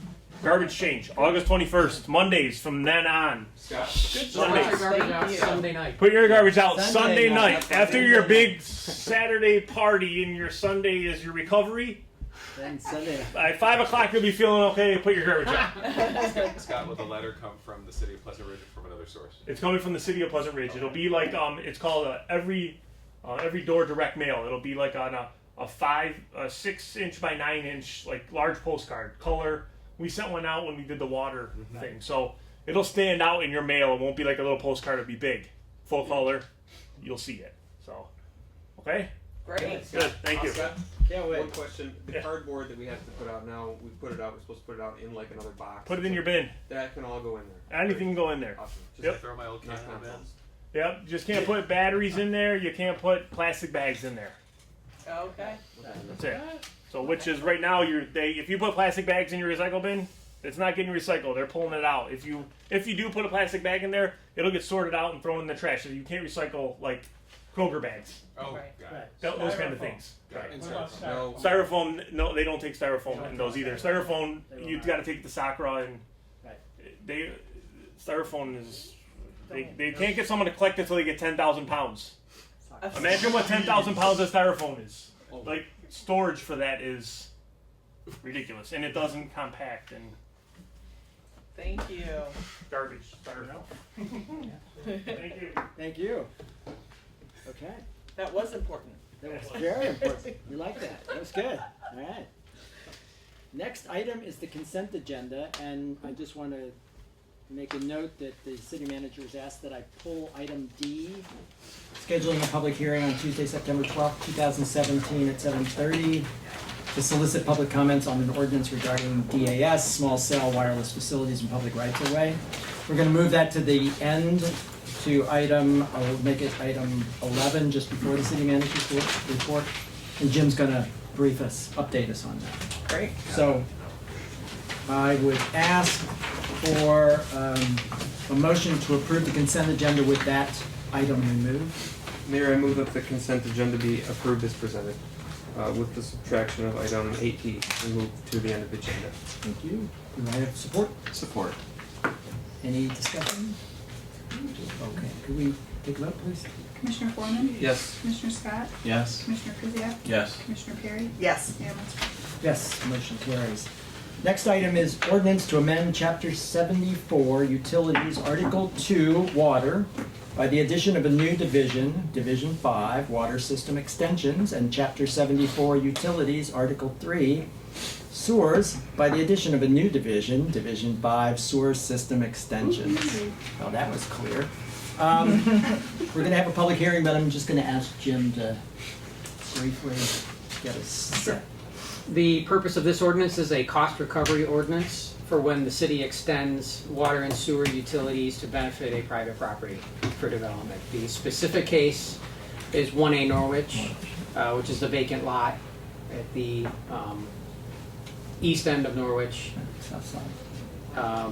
which had no utility service, no water or sewer running to it. So during the road project, we proactively extended the utilities so they'd be there, so that the lot, which has been considered for development for a few years now, doesn't have to break up the road to put that infrastructure in. So then this allows us to recoup those costs. And it's a benefit to the property owner because they'll pay less because they won't have to fix our road after they've broken it up to extend sewer and water. It's a good deal.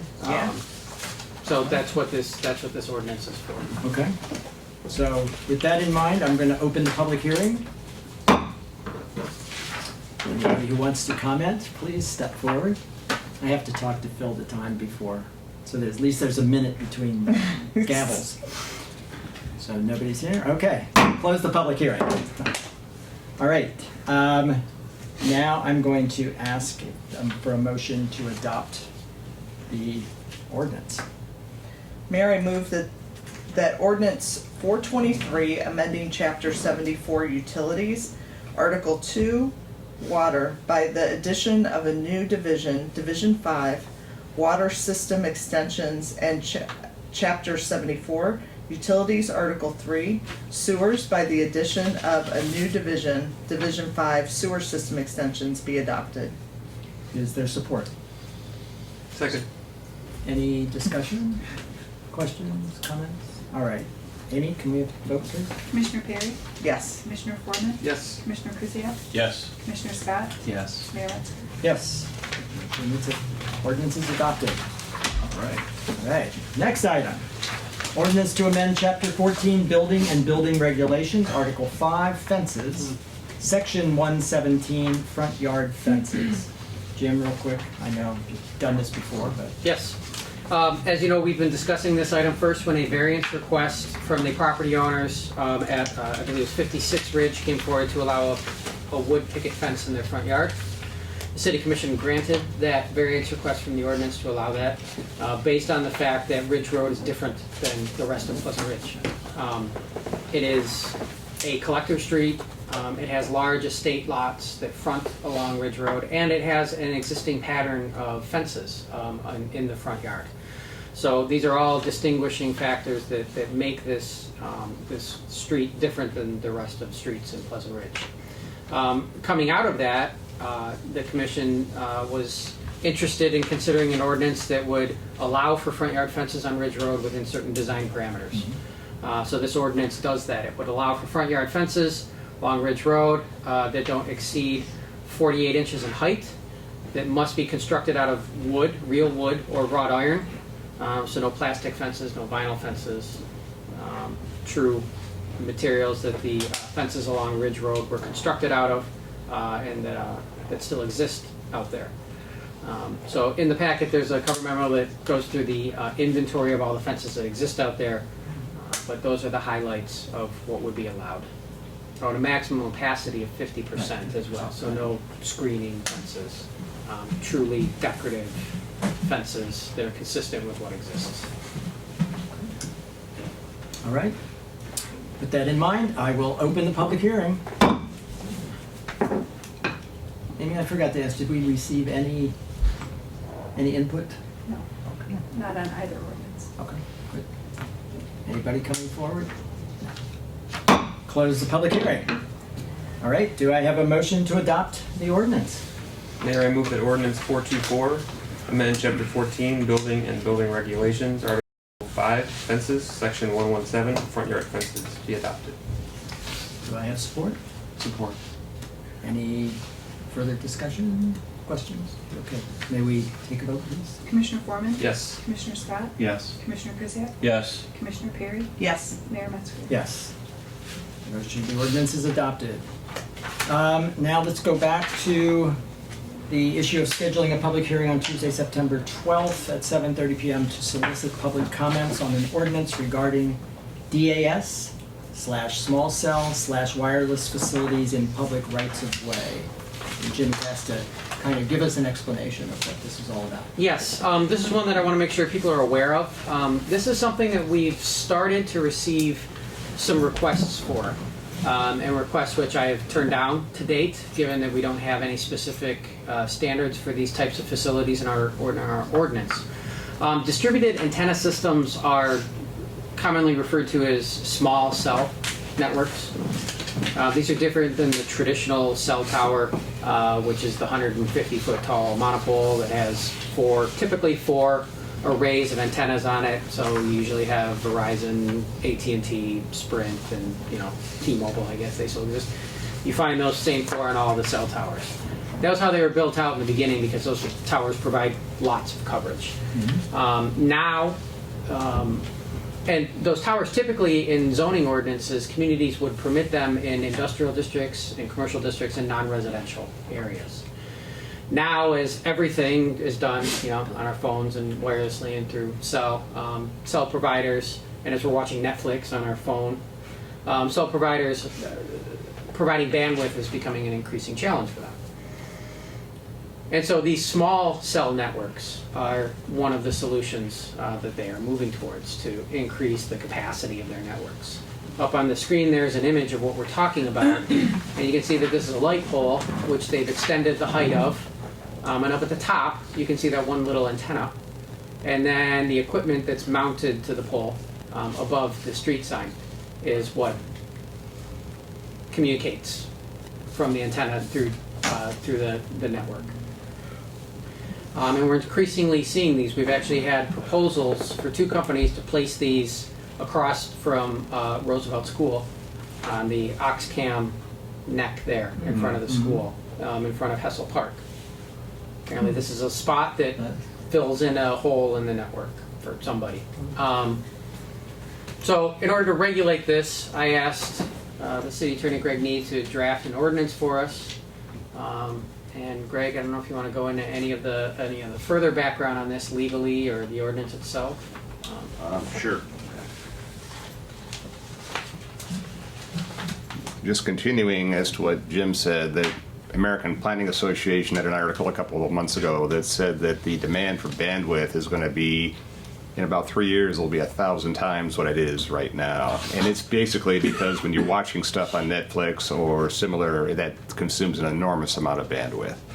As I know when I get my bill from what my son has done at home. So. The ordinance is modeled after an ordinance that was adopted by the city of Kentwood. They were one of the first communities that came up with the DAS ordinance. We tweaked it a little bit to address some of the community concerns that we thought would be appropriate here, a lower height, for example. The ordinance is entirely discretionary. You are not obligated to grant any request.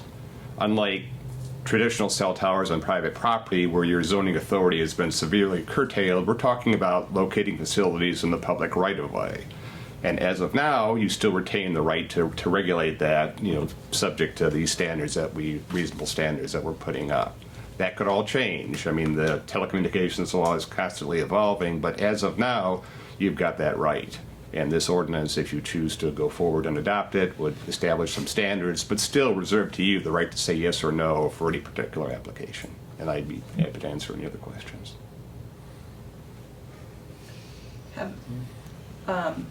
Mr. Need, have many cities been moving forward on creating ordinances for this and criteria? Some have. I couldn't give you an exact count, but I know it's the whole DAS small cell concept is relatively new.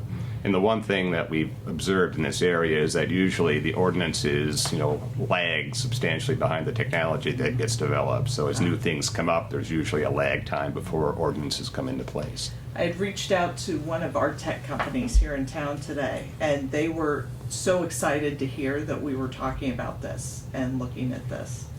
So I'm going to talk to them further about it also to sort of hear their perspective as well as some of this other information. Thank you. Thanks. Thank you. One of the concerns, and just having dealt with the cell tower issue for 15 years now, one thing you'll find in your packet, I asked Greg if he had any resources on this, is there's a resource in there about health concerns with cell towers. Right. You typically do hear concerns that the waves or radiation or whatever it is that these towers are emitting is harmful to human health. And so this is a subject that's been studied extensively, and so there's a resource in there dealing with that. We don't think that this is harmful to human health based on all the best respectable research that's been done on the subject. So we included that in your packet as a resource to review on that instance. And then the other thing I would point out is that the ordinance as it's structured gives priority to co-locating these on existing structures, so like an existing streetlight pole.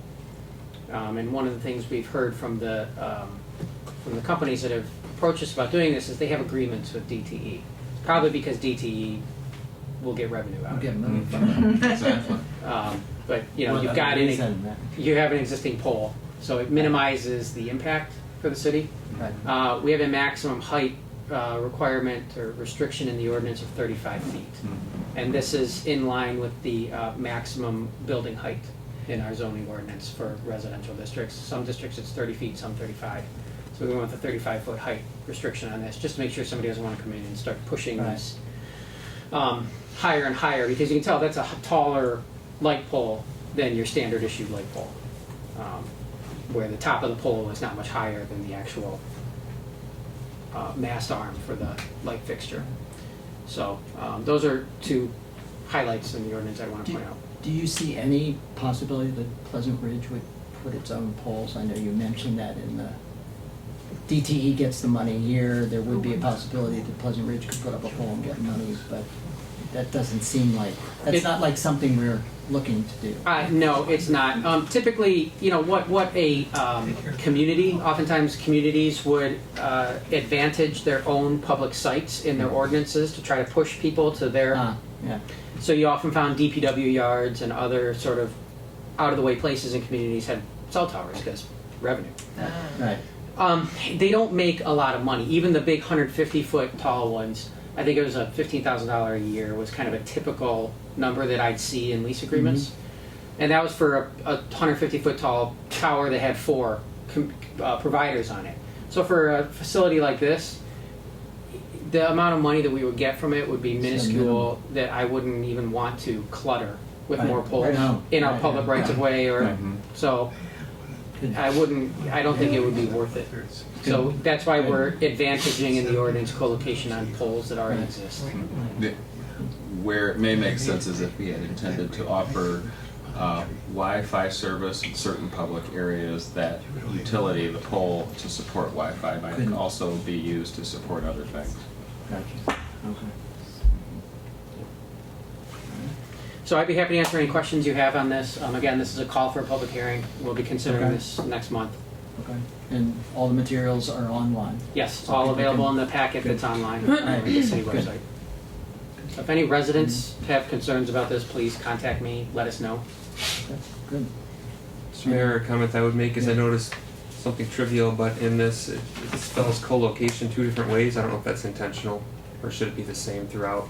Once it's hyphenated, and other times it's one word. I thought I caught all the hyphens, but apparently not. Gotcha. And You then, can be spelled either way, but you're right, it ought to be consistent. And then, just a question on it is the reason that we're proposing this because we want to allow it in certain cases, or we want flexibility to allow it? Because if we don't want to allow it, we probably wouldn't have any ordinance at all, right? Yeah, and I think Greg can speak more to this as well, but cell towers and cell wireless infrastructure does have some privileged position federally. So it is difficult for you, and correct me if I'm wrong on this, but it's difficult for you to just say, nope, not going to do it. Because that actually opens you up to worse outcomes by challenging you on that. And if I'm misspeaking, Greg, please correct me. No, that's absolutely correct. You adopt the ordinance, they should have some standards that have to be followed, the height, the attempt to mitigate the visual effects and those sorts of things. And as you said, even if they meet those specific requirements, it could still be Still say denied. no. In a particular location, if there's a reason that you would not want to do that. But again, these towers are servicing, our residents, because unlike the typical cell tower that, can go for a mile or two, these are fairly limited. They go, several hundred yards probably, so it's Fills in more a as dead a spot. benefit. I'm sorry? Fills in a dead spot. Yes. And Jim, would you envision that we would have any kind of notice or give any kind of notice to the community before these would go in? Say a new one is proposed, it's not at this location, some company wants to put one right at whatever other intersection. Would this be our only chance to find out about this? And then if the ordinance allows it, the city would just go ahead and decide yes or no, or would the residents know about it in advance where they could come and speak about it if they felt the need to? That's one thing we could consider. We could put a notification requirement in. Typically, the standard number that's used in Michigan law is 300 feet. And that's your notice requirement for special land uses, for variances. So that could be a similar number we use here. Okay, that's something I'd like to see. If we're at the point where we're talking about suggestions for it or something, I'd suggest something like that. So Jim, we see that, it goes up higher on the pole. And you were mentioning earlier, I had asked you, you said there's some sort of a box or something that. Well, you can see it in the picture there. So above the, let me see if I can get the pointer going here. The sign? So you've got the street sign. This is the equipment right here. Okay. So it's much smaller. On the big towers, on the 150 footers, you've got actual equipment cabinets that sit on the ground, and then you have to have an enclosure and a fence around them. AT&T boxes. Yeah, but it's the similar kind of situation. And then of course the city says you got to put in 14 evergreens and all the other stuff around it. So this is much smaller and it's less obtrusive. It's still certainly something new, that's attached to the pole. But that's what one of the providers who contacted us about doing this provided to us. Okay. Any other questions, comments? All right, thanks. We'll look into that next month. Okay, then we'll move on to the city manager's report. Okay. The first two I items. think you need a motion. Oh, I'm sorry. We have the public hearing. Oh, excuse me. I'm so sorry. Thank you. Whoops. Right. Yes. Let's make up So I have a motion to schedule a public hearing on Tuesday, September 12th, 2017 at 7:30 to solicit public comments on an ordinance regarding DAS, small cell wireless facilities in public rights of way. So moved.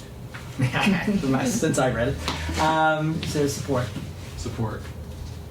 Okay, may we take a vote? Commissioner Perry? Yes. Commissioner Scott?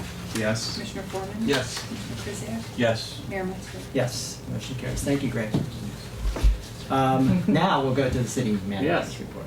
I just, for my notes, I just deleted trash pickup and recycling carts. Good, well, there you go. Moving right along. Scott stole my thunder. But he did it so well. But some other good news, we actually got in the permit applications yesterday, and the building official approved them today. And I was corresponding with the contractor for the community center solar project.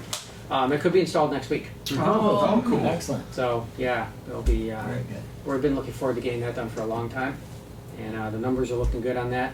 So we're excited about that.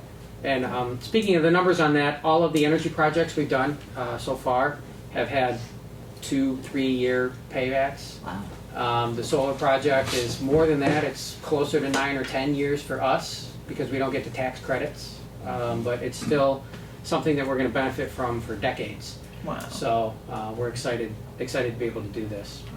The other thing I wanted. Can I ask a question about that? Sure thing. Will there be any kind of meter that's visible There to will be. show us that Yep. it's working, it's not working, how much it's generating? That was in our specs. Okay. So the inverters that come along with this all have that built in. So we'll probably have an iPad or a kiosk right in the lobby of the community center. Awesome. Shows you, all the information. What it's, I don't know exactly what it is, but the ones I've seen in the past typically tell you what it's generating right now, what it's generated throughout the course of the day, and you can really kind of see that dashboard for what it's doing for you. Great. So yeah, that's cool.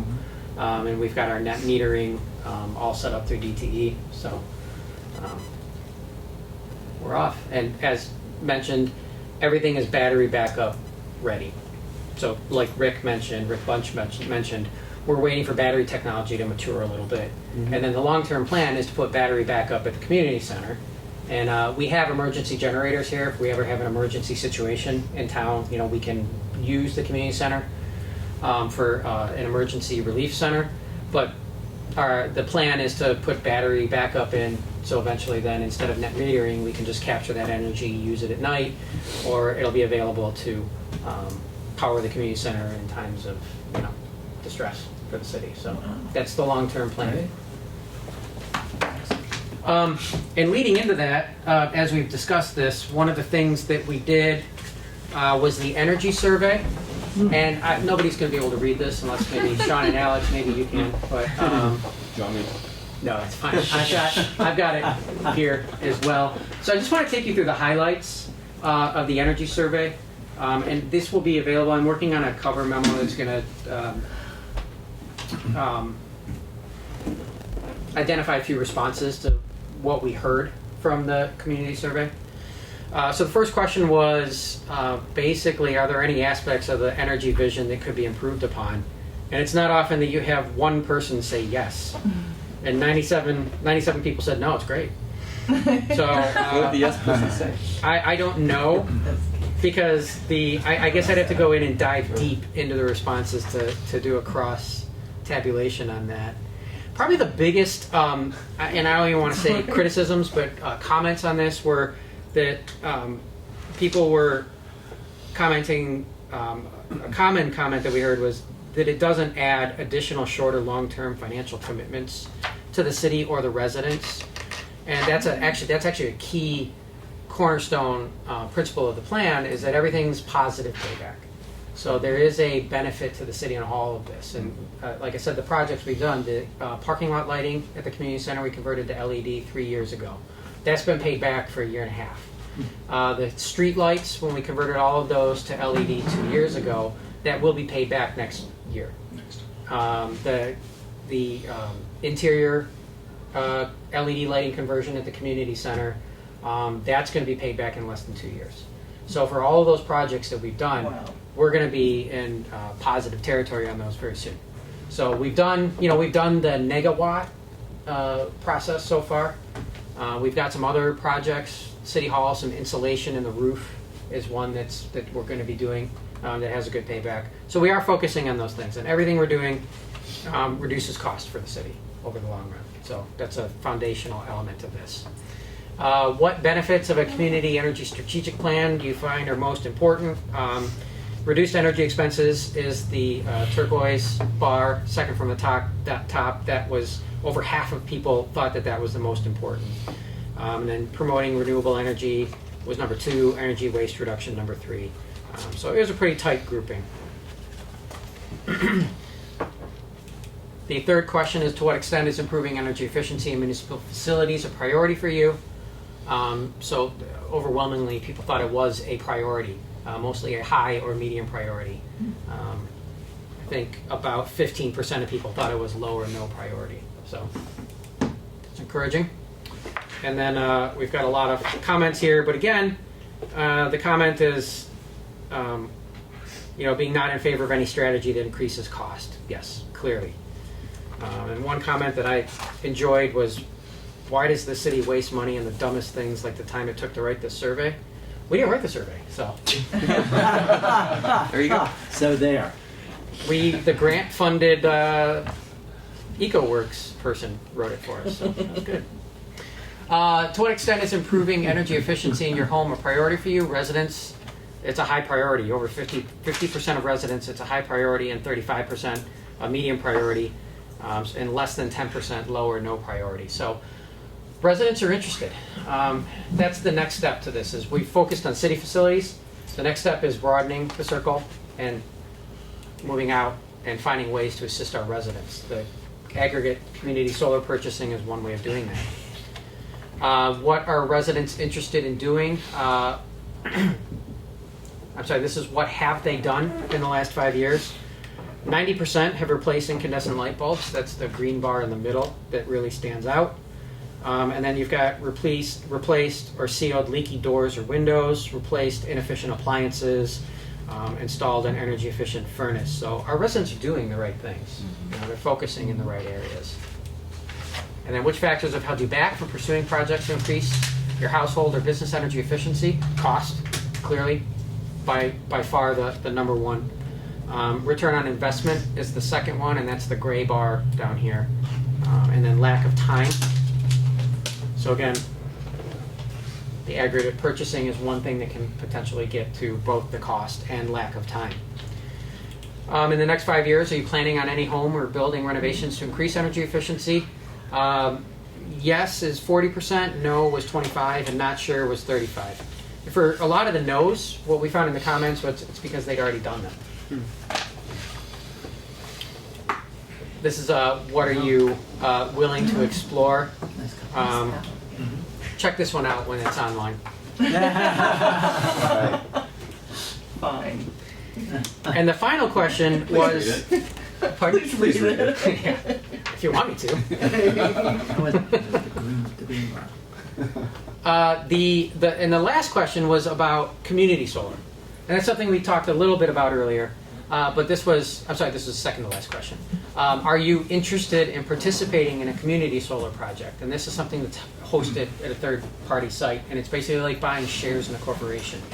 You buy shares in a community solar project, and then you get a dividend check, basically, because the host site for that project typically enters into a power purchase agreement where they agree to pay, X cents per kilowatt that's generated by that community solar system, and then that is paid back to the residents. We have no enabling legislation in Michigan to do a community solar project that's net metered. So the only places that are doing community solar projects that are connected or integrated with a utility are in places where municipalities own their own their own utilities.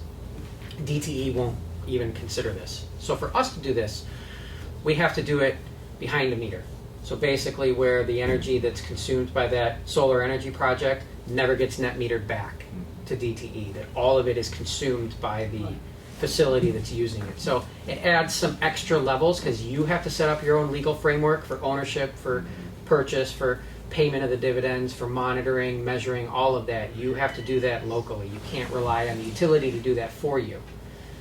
So that adds about 6 degrees of complexity for us to try to do it. That said, we're going to try to do it. But this is going to be a long-term thing that takes a little while to germinate and for us to put together because we need experts to help us on this. So we're working on it. But the final question was, if you are interested in a community solar project, what level of investment would you consider?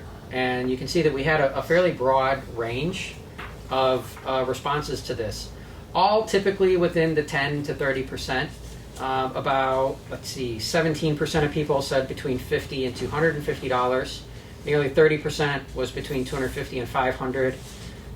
13% was between $500 and $750. 25% was between $750 and $1,000, which is pretty good. 26 people said that. So if you get 26 people chipping in $1,000, you're on your way to a pretty sizable system right there. And then 17% of residents said over $1,000. So we clearly have a constituency that's ready to consider this.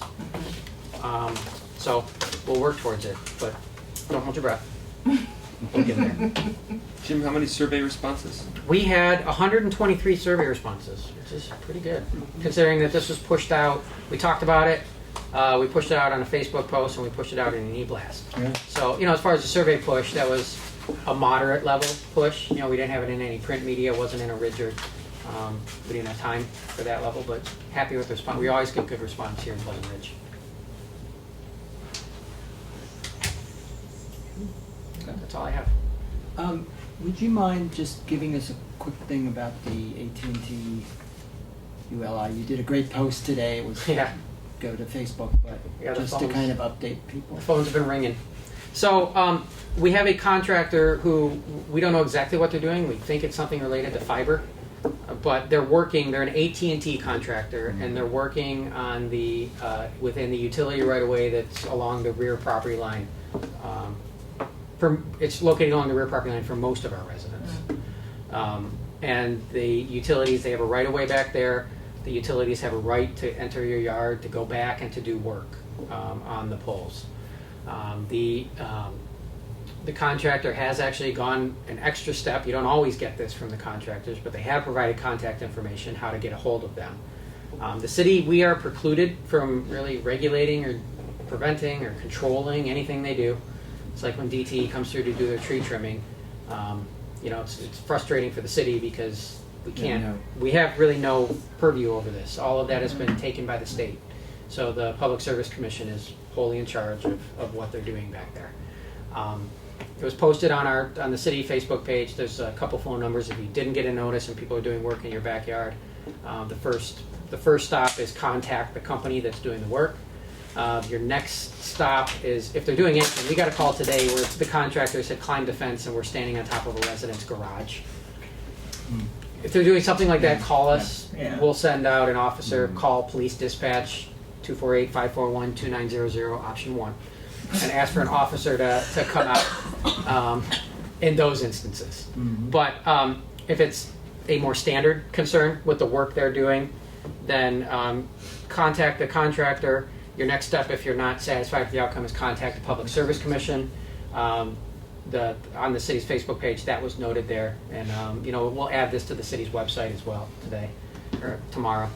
You can contact the Public Service Commission, and there's also online on the Public Service Commission's website, there's an online form that you can file a complaint if it gets to that level, if you're not happy with the response you get. And if you're to the level of filing a complaint with Public Service Commission, let us know in City Hall. We can do what we can. We can contact the contractor. Also, we can try to help on this, but we don't really have any leverage. That's good. Thank you. Any questions for Jim on anything?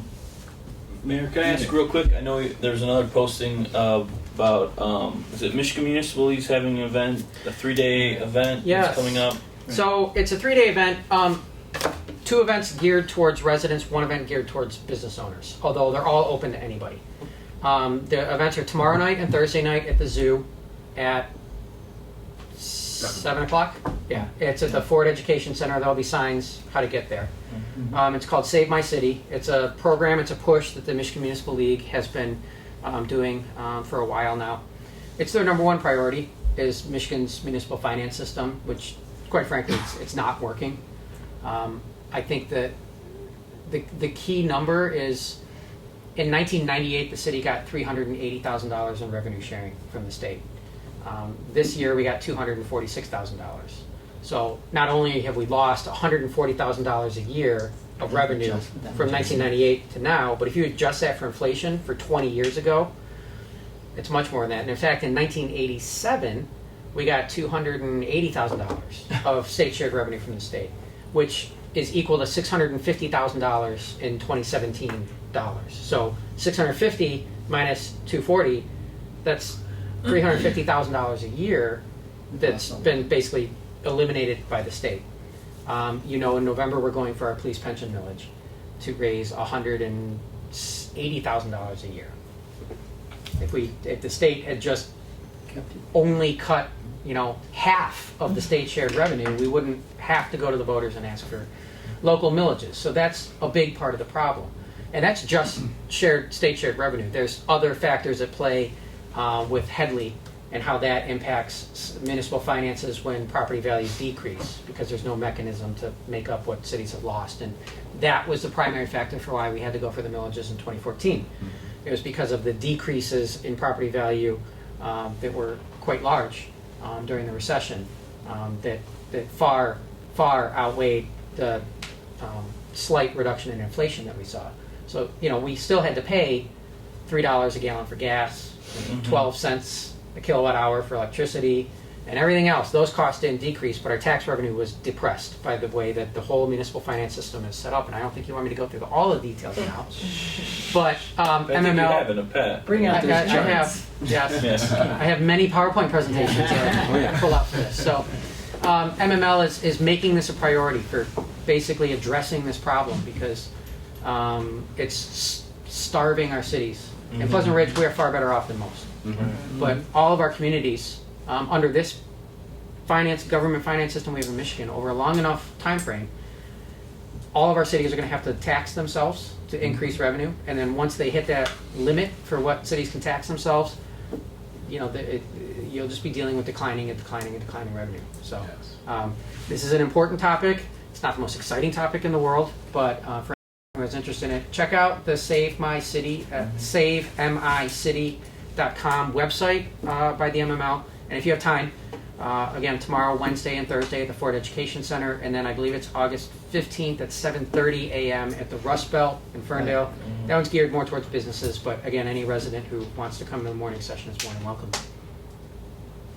Yeah, I just saw that you had posted that as well, and I think it's really something that I know before I got involved in city government, you really take for granted as a taxpayer. You think your municipal financing is really localized, and what I've learned is that we're dealing with so many factors that are imposed by the state of Michigan that it really hinders what we can do at the local level as far as our financing. And I feel the same as you, that this is just a ticking time bomb really for many communities throughout the state, whether they think they're in good financial straits or not. It's something that I'm glad the MML is taking the lead on and trying to inform citizens throughout the state about the challenges that their local governments face. It basically comes down to, are we even going to be able to have local governments, in the future? So I agree with you on the importance. It is not the most exciting, but I think it is vital. And definitely anyone who's curious about, municipal finance, I think this is a great primer and a great introduction to that topic for sure. So I thank you for sharing that today. I saw that and I thought that was, something good to pass around. Thanks for the reminder. Okay. Any other? Okay, let's move on to other business. Who'd like to start? Mayor, I just have one quick thing. Yeah. I'd like to mention that the Beautification Awards will be presented next month. Oh, good. There are 4 beautiful homes that will receive the award, so look forward to that September meeting. Good. Okay. Next, we'll just... Yeah, thank you, Mayor. I just wanted to add, this is something that interests me, and I know this community really cares about this issue. We passed our own human rights ordinance in Pleasant Ridge a few years ago, and there's an advocacy group called Equality Michigan that has asked the Michigan Civil Rights Commission to interpret the current prohibitions on sex discrimination to include protections for sexual orientation and gender identity. This is the state law on discrimination. It's the Elliott Larson Act, and since its inception, those definitions on sex discrimination have been narrowly defined.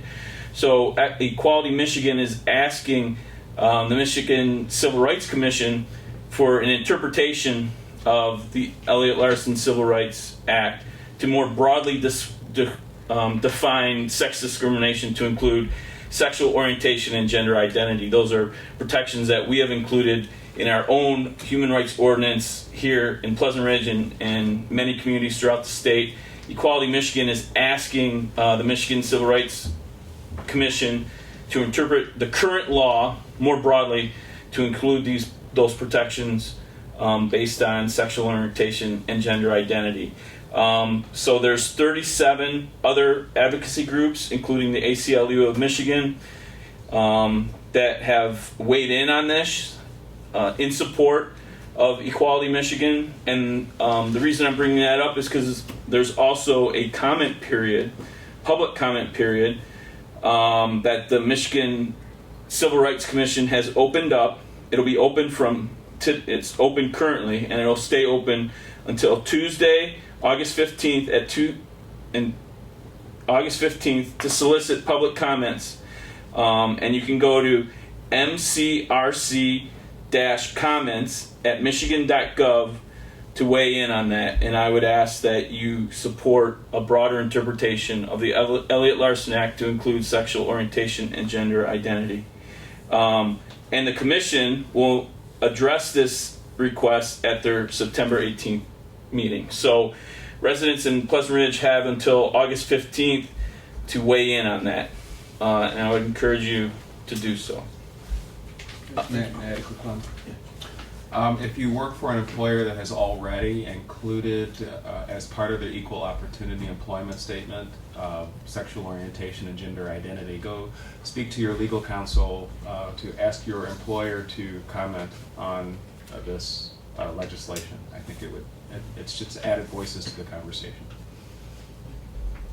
Yeah, I think more voices and support will definitely help. Okay, so you have the floor.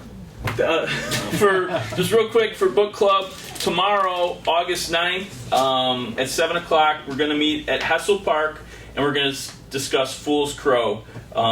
This is I really had no knowledge of this book. I think this book is one of the favorite books that we've read in book club. It gives the perspective of the Pekuni people of the area that became Montana, and it really captures their life and their struggles really at the end of their way of life.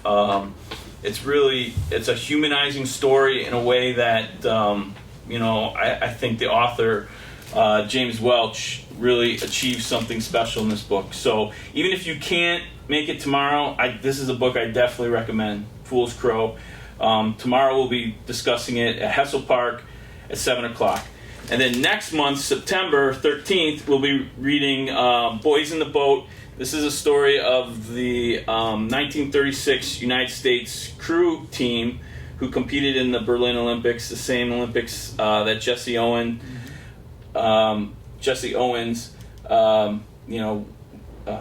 shocked the world and really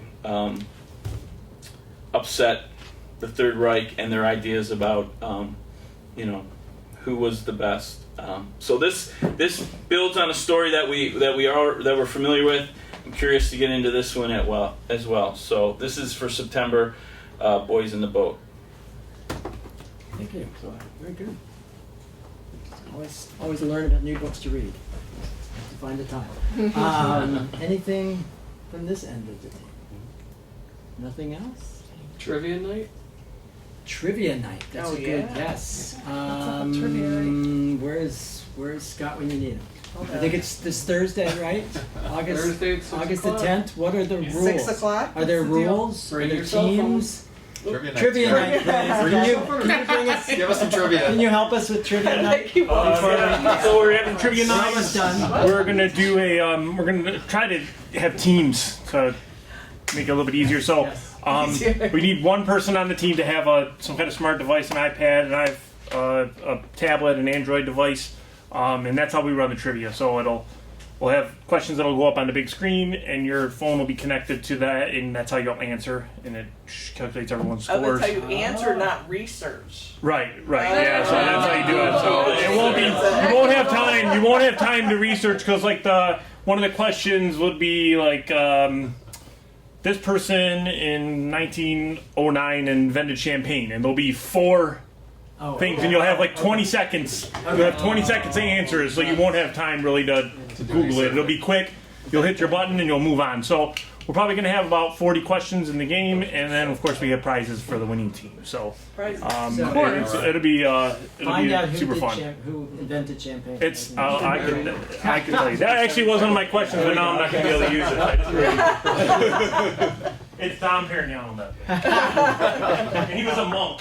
Oh, okay. All kinds of fun things here today. So what is it, 6 o'clock on? On Thursday, August the 10th. Who's the target audience for the event? Is it 50 Plus Club or is it anybody? It could be anybody. Could be anybody. 20 and under. We're opening it up. 20 and under. Look out. People that are really slow on devices. Anything else before I ask for a motion to adjourn? Is there a motion to adjourn? Yes. All Mayor, in favor? I move. Yes. All in favor? Doesn't- We are adjourned.